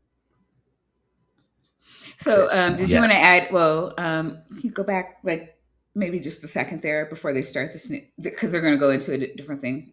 Did you want to add anything about like, I don't know. Well, so approaching a dog's behaviors with just like snapping at it and stuff, it's true. They don't know what they've done wrong. There used to be a lot of traditions people would use to get a Pavlovian response out of your dog to whatever. Like you can train it with it, like shake a newspaper at it or whatever. But you have to start off by hitting the dog with that. But the dog's not unless you train it to say this specific thing you're doing is wrong. Because when they say they can't understand context. I don't fully agree with that. Because you can train a dog to say that's what potty training is. It's wrong to go to the bathroom on the floor in the room where we live. Is they know what you're mad about when you snap at them, but there's definitely better ways to approach that positive reinforcement and such, but to say that they don't understand the context, I don't think that's true at all. Oh, and I think we kind of passed it up, which was good because you guys were going on a tangent of something else, but I think, did you want to talk about like the alpha thing? You said Brie. The what?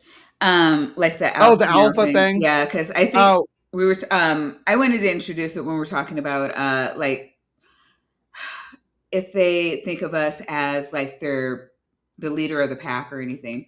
But I think something else happened and we went on a tangent, another thing, and I'm just now remembering that I wanted to pick up from there. I think I said what I needed to say about it, that the alpha theory is just total bullshit, and it's actually a family unit that you're seeing when you see wolves in the wild, in the way that they interact with each other. And that does roll over into dogs, but you're never going to see a situation where there's just like one alpha. You and your dog are going to have a dynamic where your dog feels like your protector at some points, and then it feels like you're its protector at some point. So you're always going to have that give and take if you have a good relationship with your dog. You're both supposed to. The dog wants to make you feel safe. It wants to make you feel safe as well. It wants you to make you feel safe, and it wants you to make it feel safe. I guess was what I meant to say. Yeah, I got it. All right, cool. Let's talk about leaving. Okay. Confession time. Mm-hmm. We know about the suitcase. Yes. That box of betrayal. You think you're being subtle, quietly zipping, packing, avoiding eye contact. We see you. We smell you. The anxiety. So, do you think the dogs could tell when you're about to go on vacation? I mean, I guess if you're and they'll talk about this in a second. I guess if you're feeling guilt, like they just, it's an emotion, so it would change your chemical smells. Yeah. So, I mean, but they can be again Pavlovian training too. Though, the last time that you got that suitcase or bag out, you were gone for days and days. So I think that because I've seen videos of dogs sitting by their owner, like their owner will have the suitcase that they're gonna train the next day or whatever, and their dog will be sitting by it, whimpering or crying, sitting by the suitcase. So So the freak has a question. He said, "What about when weasels or dogs take your chair?" I was. This is a big chair. I mean, I think it's a Secret Lab Titan. Okay, it's the same. But that's your chair. What about when weasels or dogs take my chair? Not your chair. Bree, can you answer this? What about when a weasel or dog takes your chair? Like exactly. Address my me. chair? No, my chair. This chair. Your chair. And the freak. Don't talk to him. You're talking to the freak. Okay, so you just need to be gentle with them and gently pick them up and move them from your chair. You don't have to yell at them or hit them or anything. Do not hit your weasel without consent.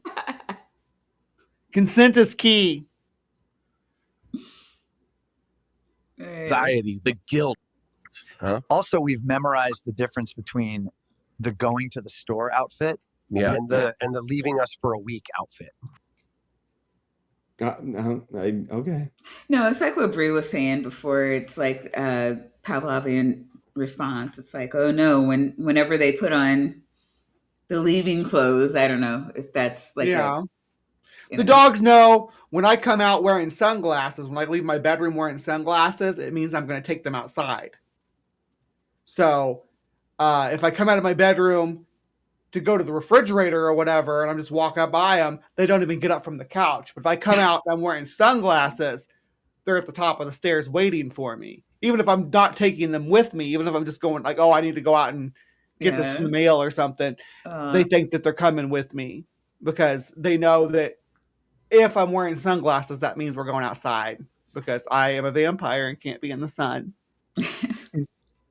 That is so cute. You think it's just a bag. Mm-hmm. We think it's abandonment equipment. And suddenly you're extra nice, giving more treats, longer cuddles, saying I'll miss you with sad eyes. Oh, look at their facial expressions. Right? Like, this is what AI was built for. Like, nobody's pretending that these are actually talking dogs. This is just... Right. They are emotionally manipulating us, though. No ifs, ands, or buts. Yeah. That's how media works. Right. They're doing a damn good job about it. Emotional manipulation is not the problem.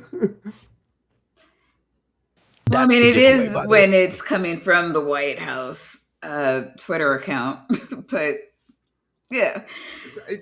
I mean, I'm just saying there's been some sketchy AI coming from the White House Twitter account. You're right. Like alias fake name. My dog knows when I'm going outside when I grab a joint.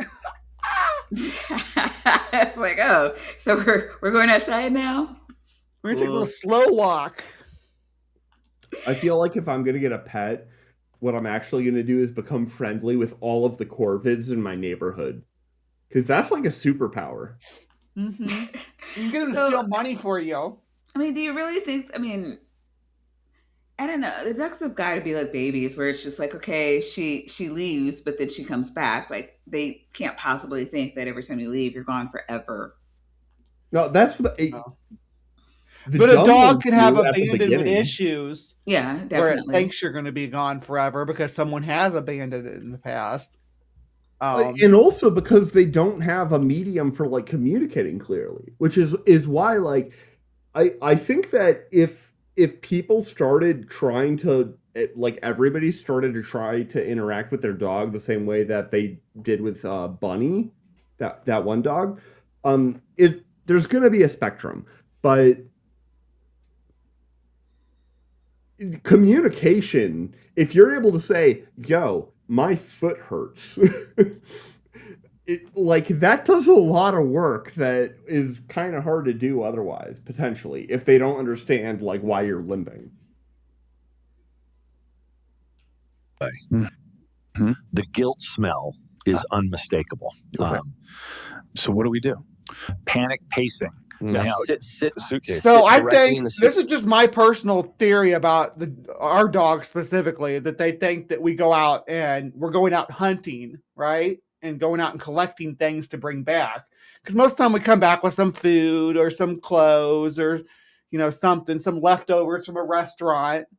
So they know we're going somewhere to get resources. I think it's less about being abandoned and more like not being included. It becomes the problem. Like, I want to go where you're going and do the things that you're doing and get the resources together as a pack, and you keep leaving me behind.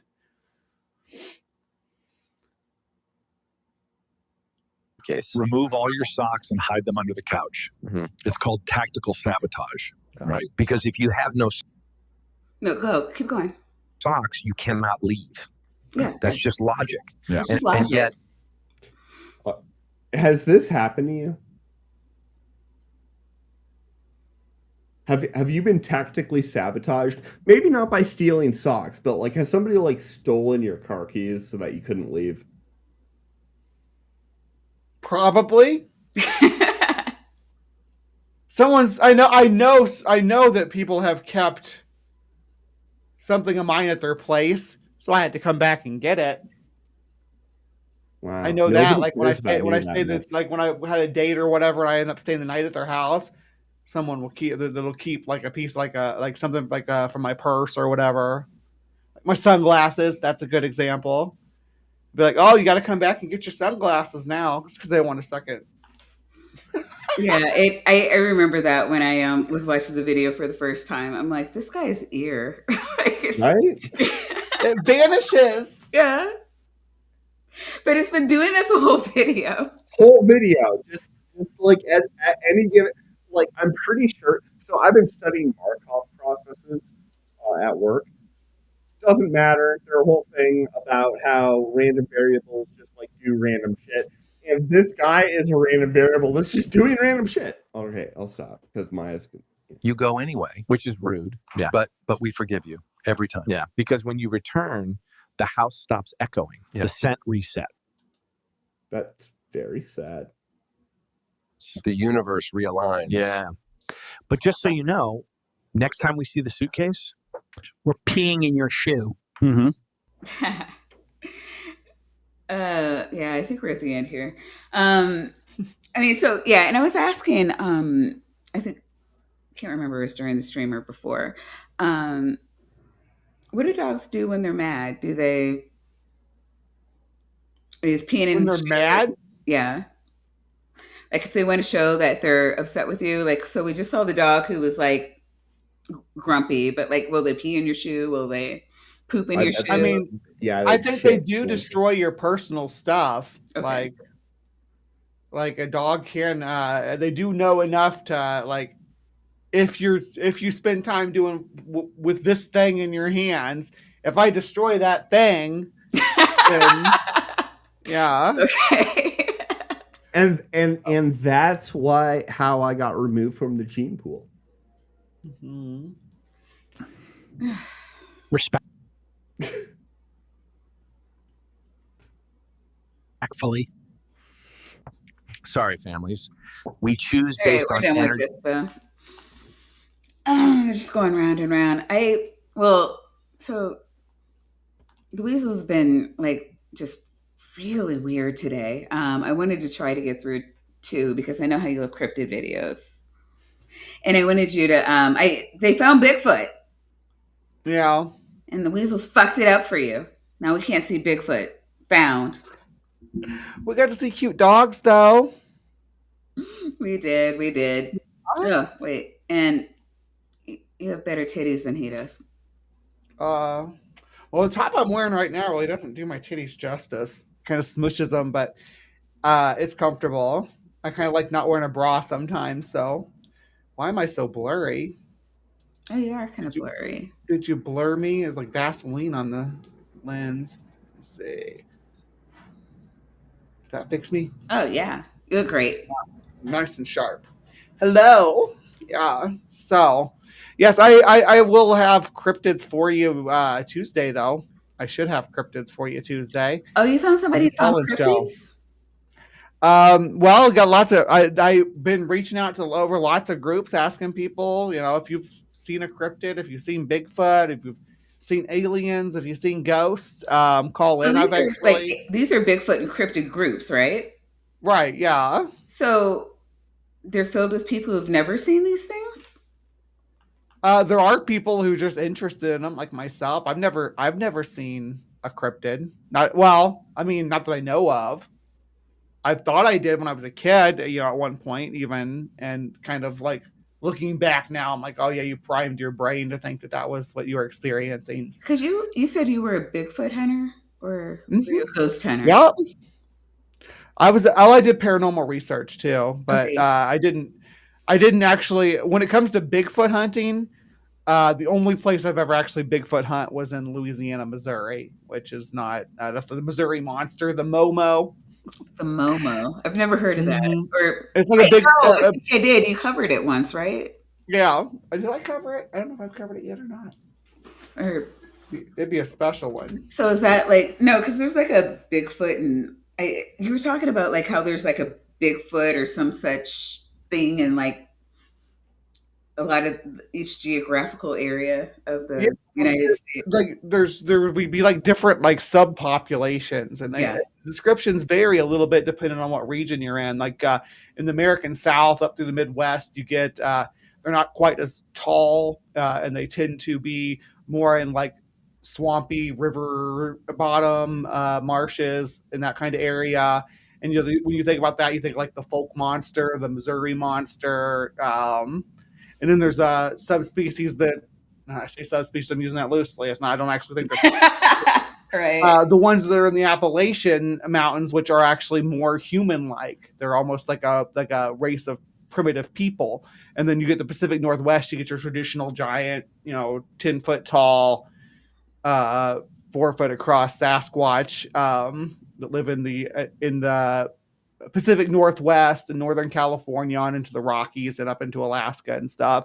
But there's different subspecies, and then you get into different continents. There's, you got Yeti and Urine in Asia and Almas in Asia. You've got wood walrus in Europe. You got Yowie in Australia. So they're all a little bit different, like phenotypically different, depending on the environment that they're in. But just in the U.S. alone, there would at least be 4, if you count skunk ape as a type of Bigfoot, not as some kind of other ape. Then there'd be 4 different subcategories that people report. Interesting. But yeah, you should join her live on the chat wants to know if you can hey Vandy, the cryptid video, if we could just go through like 1 or 2, like if you could just help us. Where you want to go? Where you want to be? I want to say like 140. It's not the first one; it's the second cryptid. So it'd be like I don't got anywhere to be tonight. If you wanted to go through more video, y'all me fucking either, right? Okay, so we got that. So the first one Bree actually covered on her. Opening, this one. That's fine. No, yeah, like I said around 145 or something like that. Right. Oh, okay. Sorry. No, that's fine. Yeah, perfect. Of the screen. So that is pretty weird. This is either some clever VFX work or something that can't be as easily explained. What do you all think? Share your thoughts down Yeah, not below. this one. Next up, we have a new piece of Bigfoot footage for you. On May 24th, a crew from Colorado River Expedition had pulled over on the upper Colorado River for a lunch break when This is not going to be the video quality. someone shouted, bear. But they quickly realized Nor that. this wasn't a bear. As lead guide Logan Kirk put it, someone yelled out that they saw a bear, so we started looking at it, and that's when we realized it was something else. It wasn't a bear. It was standing up there on the hillside. It was definitely bipedal, which really stood out to us, end quote. So, here we see. Yeah. What are you thinking? I don't see any reason right now why it can't be a person. Yeah, that was my first response. Is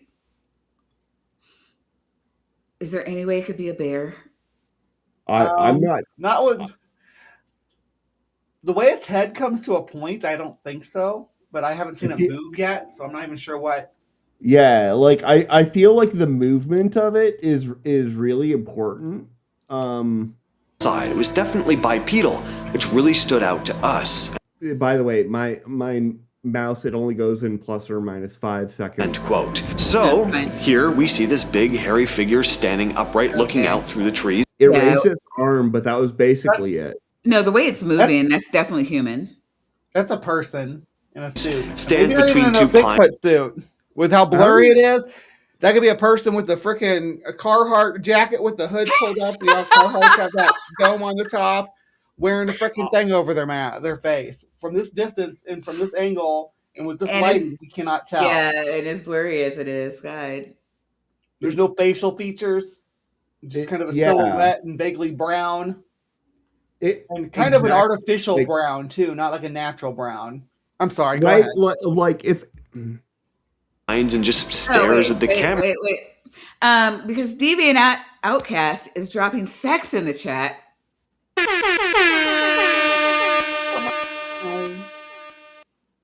She wants to know why you look like a pathetic loser sitting in the corner. You're supposed to be a doctor. Wow. Well, I mean... Look, I'm just quoting Deviant. See, okay, I know how to read. I'm not Kip. Kip knows how to read. He doesn't know how to write. He knows exactly how to write. I've got a book. Never mind. Then disappears back into the woods. Now, bears do stand on their hind legs sometimes, but not like this. I'm not going to speak to the validity of this being a Sasquatch or not, but... Okay, outside of like circus bears, bears don't walk on their... I don't think that's a bear. There's nothing about it that says bear to me. It doesn't have any ears. It looks like a bear. It looked like potentially a cardboard cutout. I have not combed my hair in any way that is more than I usually do, Kip.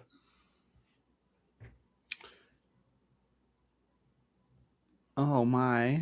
It isn't a bear. Hoax or not a hoax, that's another question, but Kirk isn't done with this yet, saying we're gonna go up. Right? No, she's very mean. To see if we can find any evidence of what was going on up there, whether that's footprints or something else.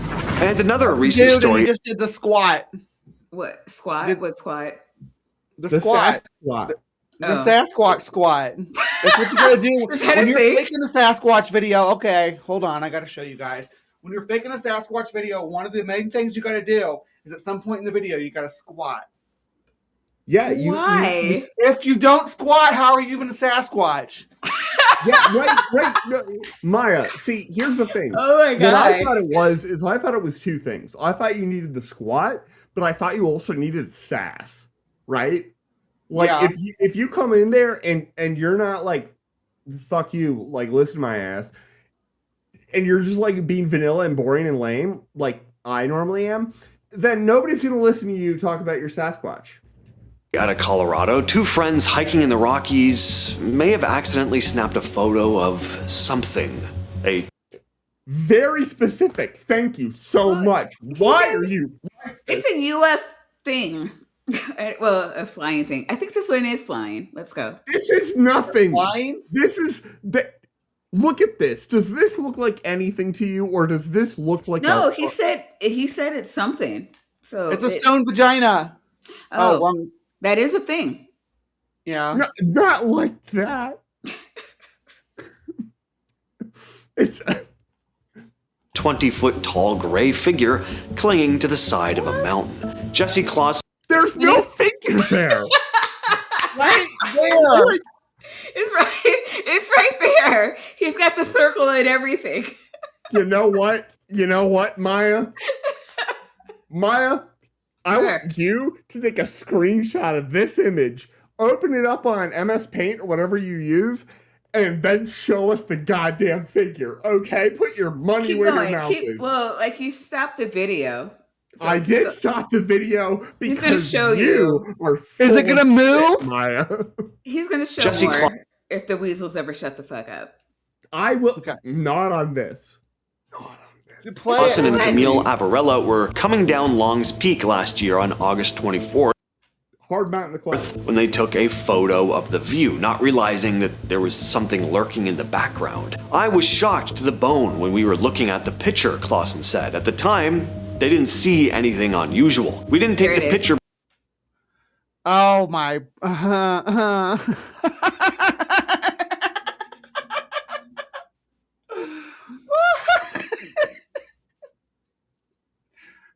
Definitely, that's convincing. Right. It's a pale crawler, is what this is. Obviously. Oh yeah, decapitated Slender Man. Well, I think his head's just down. Okay, sure. But it's a pale crawler. It's me walking between my bedroom and the bathroom in the middle of the night. It's fucking nothing, is what it is. Actually, because we Trixie agrees with you there. It's periodolia, is what this says. Saw that thing. We just took it because the mountain range was pretty, she continued. The hike started at 2 a.m. and the photo was taken around 9 a.m., right after they'd reached the summit. We were in full... That makes sense. If they're climbing Long's Peak, I started climbing it about 3:30 a.m. adrenaline mode, so we weren't really paying attention, Clausen explained. Well, weeks later, while showing the photos to family on a big TV screen, Camille's dad spotted something odd. What the hell? That thing is at least 20 foot or so. How would you, how do you look at that and see? There's nothing for scale there. There's not a banana. There's not a rock hammer. There's nothing. Nothing for scale.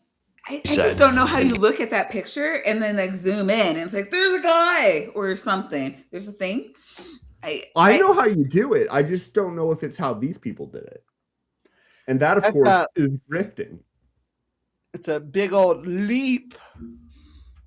Camille was like, "Yeah, it's a thing. It's something." It's.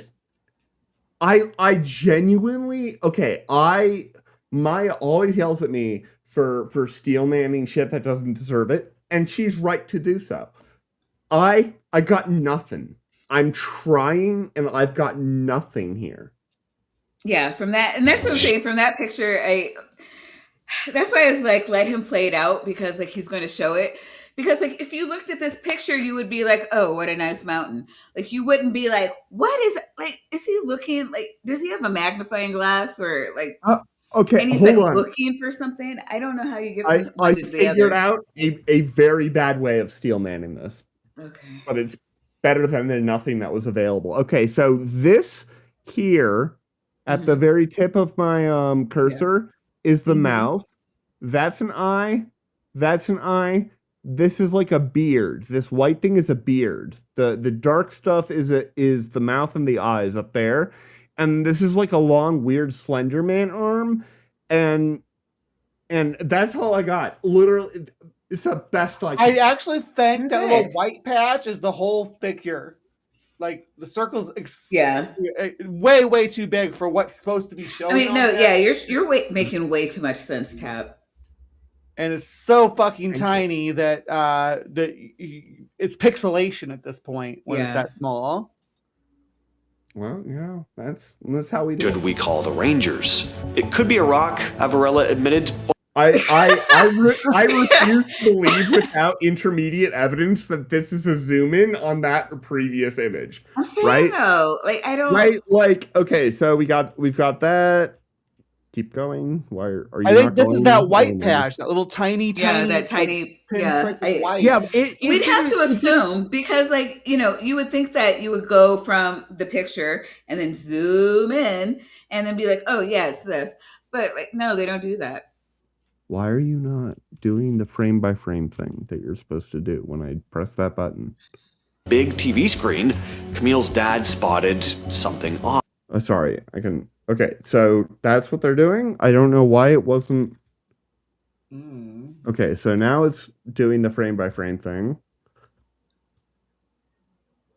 And there's nothing. Like there's nothing because it's a still photo that we're zooming in on without increasing the actual quality. And then it just out of nowhere we got like deformed Slender Man. Oh, okay. I do see now where they're vaguely coming from now. And this is circled differently too, with a smaller, tighter highlighter circle. It did the same thing. Okay, YouTube like just doesn't like me right now.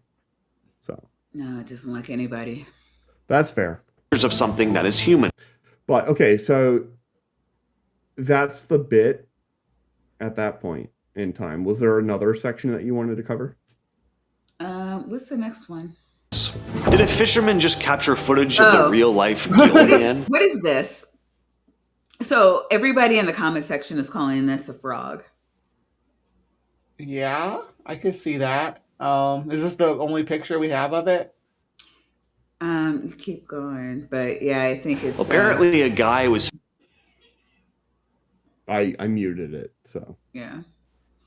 Okay. So he's like doing a fisherman thing. The thing just kept rising and rising until the whole. I don't upper half of its body. Clear that this was not. What are you saying? I said I don't need all the backstories are usually fabricated, like to the video. Yeah, and that's why, because when he did the unmuted it, I'm like, he's just giving the backstory to how the guy found it. Well, which is what he's been doing for most of the stuff. I really think this looks more like a fish than a frog, though. Honestly, you could convince me fairly easily that this also was just like how a chunk of algae looked. Yeah. It probably isn't, but like, Your ordinary. Tadpole boy, exactly. Like tadpoles mostly look like algae. That's because they're camouflaged to live in algae. Trait. Yeah, exactly. Animal. I mean, yikes. How'd you like to be swimming in the water with this thing? I gotta say, this creature looks pretty convincing. It doesn't. I have no banana for scale. I don't. And I don't know what's going on with its left limb. There's like the one that ends in the cartoon, because that would be the left one, assuming that we have to do normal like flip. Oh no, I'm talking on our left because I don't know what the camera's doing. So on the left hand side of the image. Yeah. Is that supposed to be like scalloping? What is that? Is it? This is okay. So what this is the amphibian form of Batman. Okay, yeah. It's like so an arm and it's webbed. Yeah, like Batman and Aquaman, like had they had a crazy night that they kind of regret, right? Yeah. So like Hung Fu saying, it's his water wings. Yeah, and then you have their face, and yeah, it's staring at you like that. That's the thing. That's the whole thing. The alternative is to make it look like Jar Jar Binks, and nobody wants that. It kind of looks like a mud skipper, though. Oh yeah. Yeah. I guess with a green tint, like if you put that's a green kind of how the half and half stuff goes, right? Like there's the thematic color pattern. It definitely gives me the ick, but there are a couple fun comments that I want to mention as well. One person says this. Can you jump to 5:13, I guess? I just want to get this last one in before we lose Brie. 5:13. Sonny Vader on YouTube. The 13. footage was anyway. This Yeah. 5:13. I wanted it like 5:13. Okay. Yeah, he's a 14. This is fine. I just wanted to get to the end of this so that you could jump in to the other one because it starts pretty quick. And I know that like watching them move is a big part of like how you decide what something is. Yeah. Anyway, this next clip was shared by Sonny Vader on YouTube. The footage was captured by campers in Clearwater County, Alberta. Last month, the uploader had been tearing down their camp when they spotted this large, dark figure lurking in the tree. You should probably just keep this on mute. Honestly, we don't need to hear the story. Like that looks like a person. It's Bigfoot. It looks like nothing. It's Bigfoot. It's Chewbacca. It could really just be a guy in a raincoat. That's what it looks like to me. Somebody with like a cloak over them, rising up. Yeah, they just like put a whole bunch of like weird furry shit on it. Well, I mean, it could be like a furry cloak, but there's no, like, you can't see any facial features, right? Not that kind of furry. I meant like literally like furry, like fur-like. Yeah, like faux fur. Yeah, like somebody wearing a fur like shawl with a hood. Yeah, but it's just so ambiguous because they're smart enough not to commit to a very specific like facial sort of like structure or whatever, because there are way too many details there that are going to get you caught, right? If you're making it up. If I had just to speculate do a lumpy thing, like a lumpy thing, you can make. If I had to speculate on this one, I would say it's somebody in a ghillie suit, though. That's what it looks like to me. And what does a ghillie suit do? It makes you look like a lumpy thing. Yeah, it does. It makes you look like it's swamp thing. Like a ghillie suit is like the final form of the "you can't prove I'm a human" thing, but it's also antithetical to the "oh, but I'm actually Bigfoot" thing, because So human, final answer. Yeah, human in a ghillie suit is. I think the audience seems to agree on that too. Yeah. I think that's what I think a lot of Sasquatch sightings are when it comes down to it, is people in ghillie suits, especially hoaxes, deliberate hoaxes, or yeah. I'm gonna go ahead and say it's a species of fish. Species of fish. Species. Can you come to 825? 825? 1825. Yeah, because a lot of this is just like they're just explaining what cryptids are. So I'm like, we don't need to. And this is finishing up a ghost video, which volume, no volume. I don't care. So this is just a kid with his back to us. I don't understand why they think it's a ghost, but here's Bigfoot. Oh, very convincing. Godzilla. What? That was super fast. Wait, right? Okay, maybe turn it up again so we can see what his madness is. Figure here, I'm really not sure which is worse. Footage of a large, broad-shouldered figure moving through the trees was captured right up close. Was it? No. There's no reason to think that's not a person either. I don't know. But there's a lot of reasons to think that that's not how I use the words "right up close." Right. If you say that you got an image of something like right up close, I'm going to have a problem if there are leaves from multiple trees between you and the thing. I'm just saying. Close. Massive. Real quick. So yeah, that is, I think, a dead horse or like horse or something. It's definitely and not so like people thought it was there was something like a mermaid or something under it, Are we but I'm looking pretty at sure it was different just Godzilla movies than the person who made this? Because yeah. I mean, Yeah. I will Well, say that I doubt the that they're thing that killed describing it this is what thing as is in question because there's like a long exactly. tail coming from it, and I it's just like a crocodile or an alligator, or a mermaid, whatever. but I think they would all probably agree that the thing that's actually dead in front of us is like a horse-like thing. Yeah. yeah, Yeah. some No, kind of yeah, ungulated. they do. Yeah, that again, that's not what's in question. It's the thing that killed it that's still under it. Oh. From Arizona can enlighten me in the comments. That would be Nothing good bear comes from season. Arizona. great. Could you? Oh, it's so cute. Did you jump through the whole story? I'm sorry. I thought it was done. I did. No, jump. what? 18. Thank you. 1825 is where we were. Here, more I'm to really that? not sure which is worse. Footage of a large, broad-shouldered figure moving through the trees was captured right up close. A massive predator swims just beneath the surface, dragging a bloated cow carcass through the water. And on Navajo land in Arizona. Okay. Oh, What's okay. that these- thing? Okay. Actually, That's as long as they it just is? Gave you no. Go Go up to. It's telling you what's going to be in this next series. 19 maybe. Land in Arizona. Oh Well, no! you know wanted what? clear. You know what's a good one? That looks like the forest from the. Go to 1830.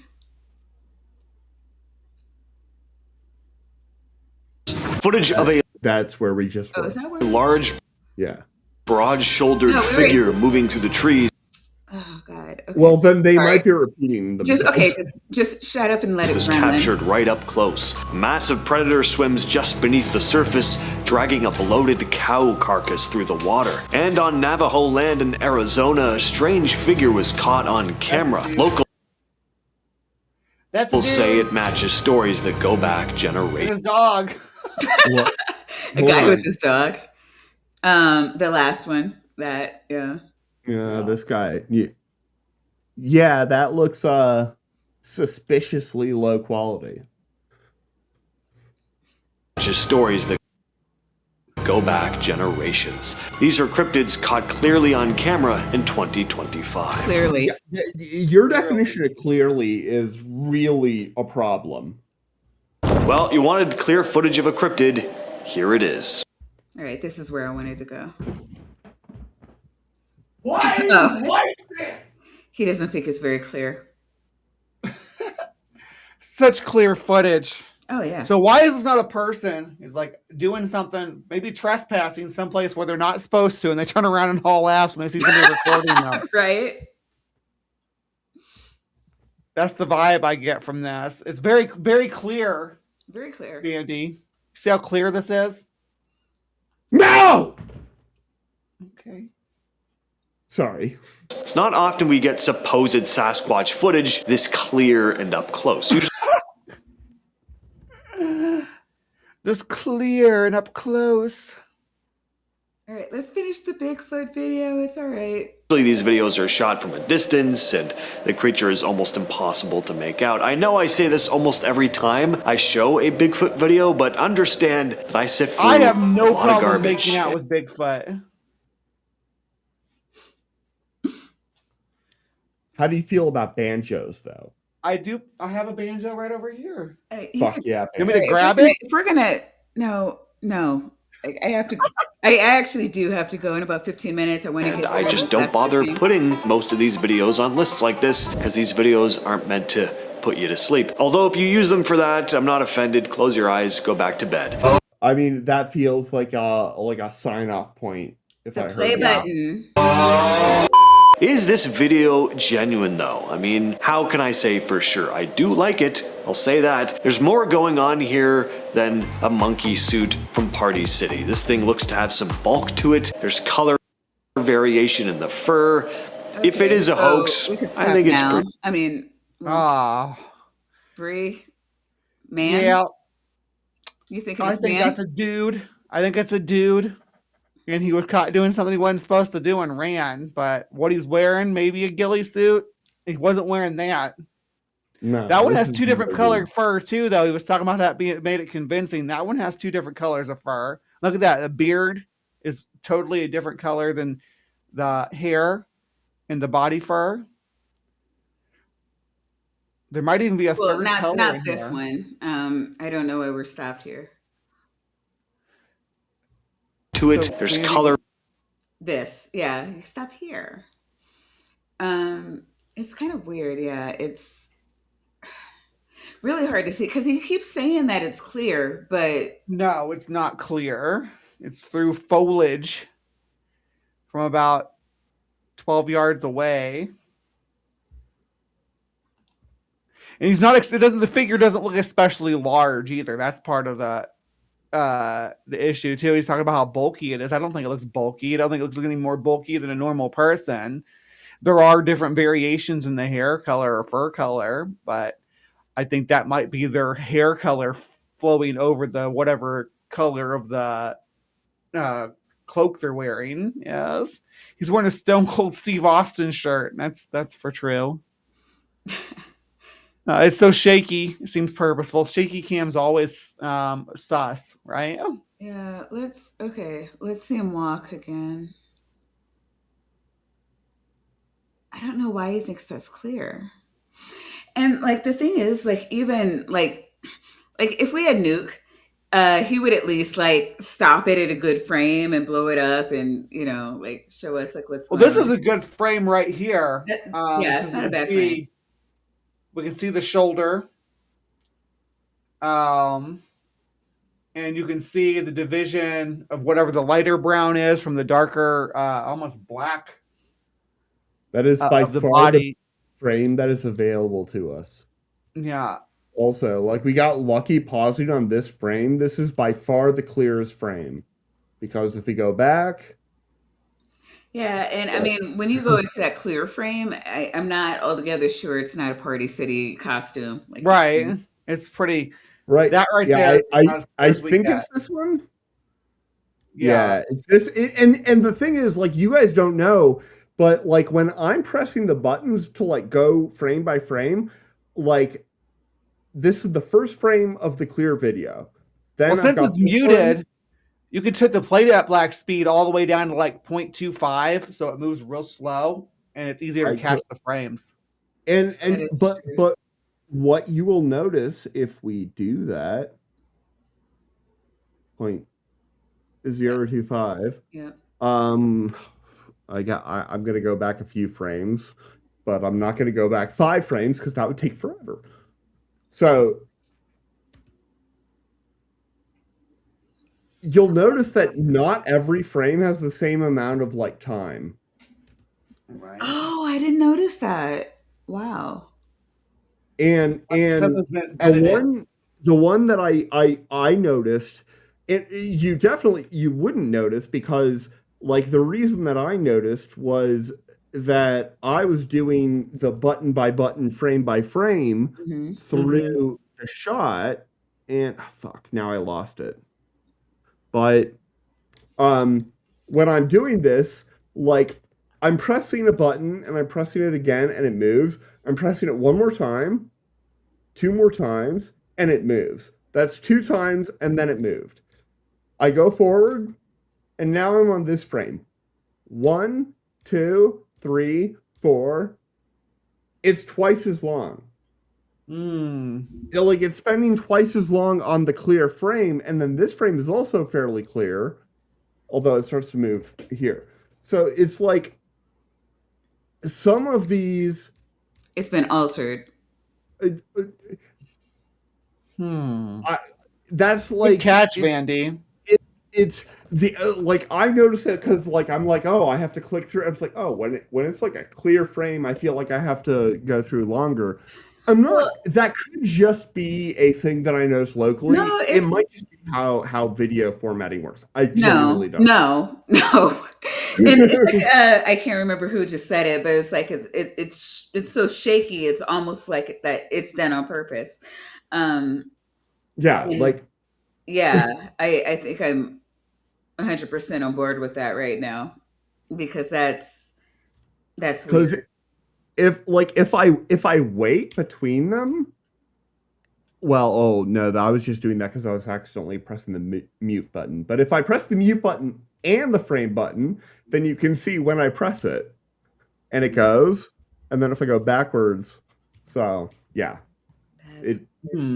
this is getting into like forensics of why this video is bullshit, which is like not necessarily what we're about.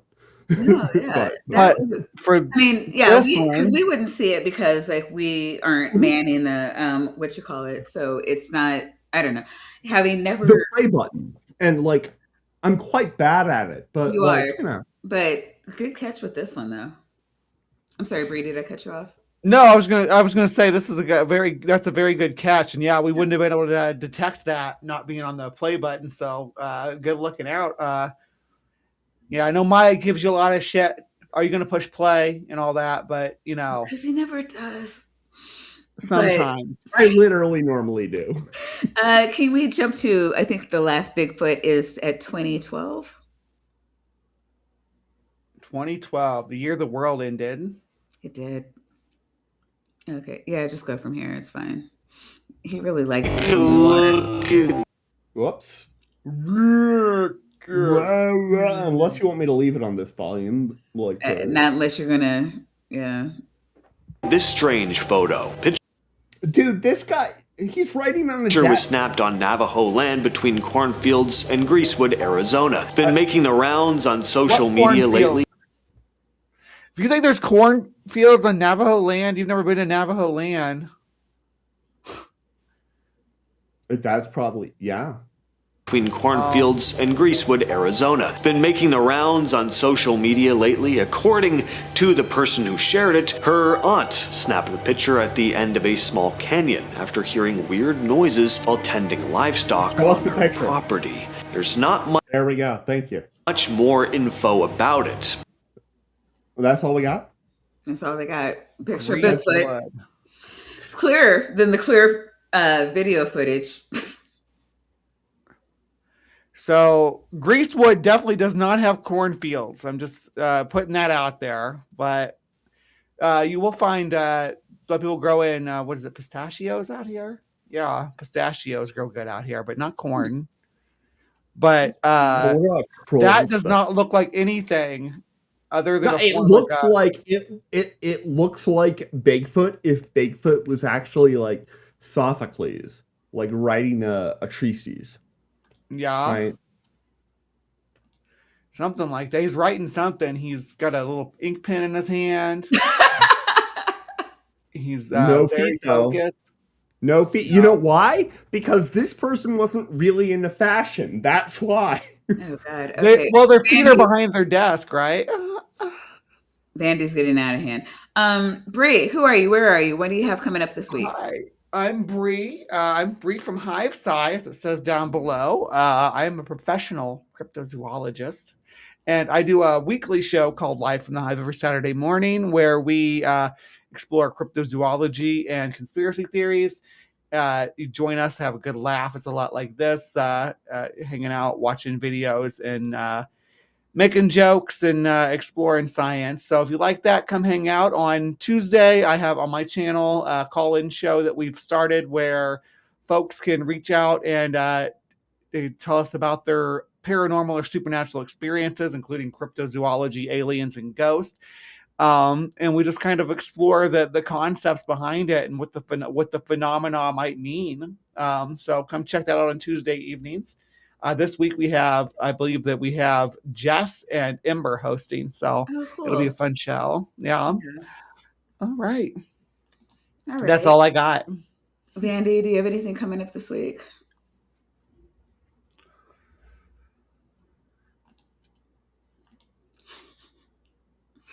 Oh, wait, you're muted? Or is that on purpose? It was on purpose, but it wasn't on purpose to like remain. It doesn't matter. This week I'm going to be on BSS, and I'm also going to be on BSS. It's going to be great. All right. All right. Yeah, I don't think I have anything coming up this week. It's been a crazy month. So I've been actually I turned a couple of things down because God, I don't know, sanity, right? But Yeah. I have to turn things down too. I get it. But yeah, we will be back this time next week, and we'll see all you guys later. And remember, fuck ICE, abolish and prosecute.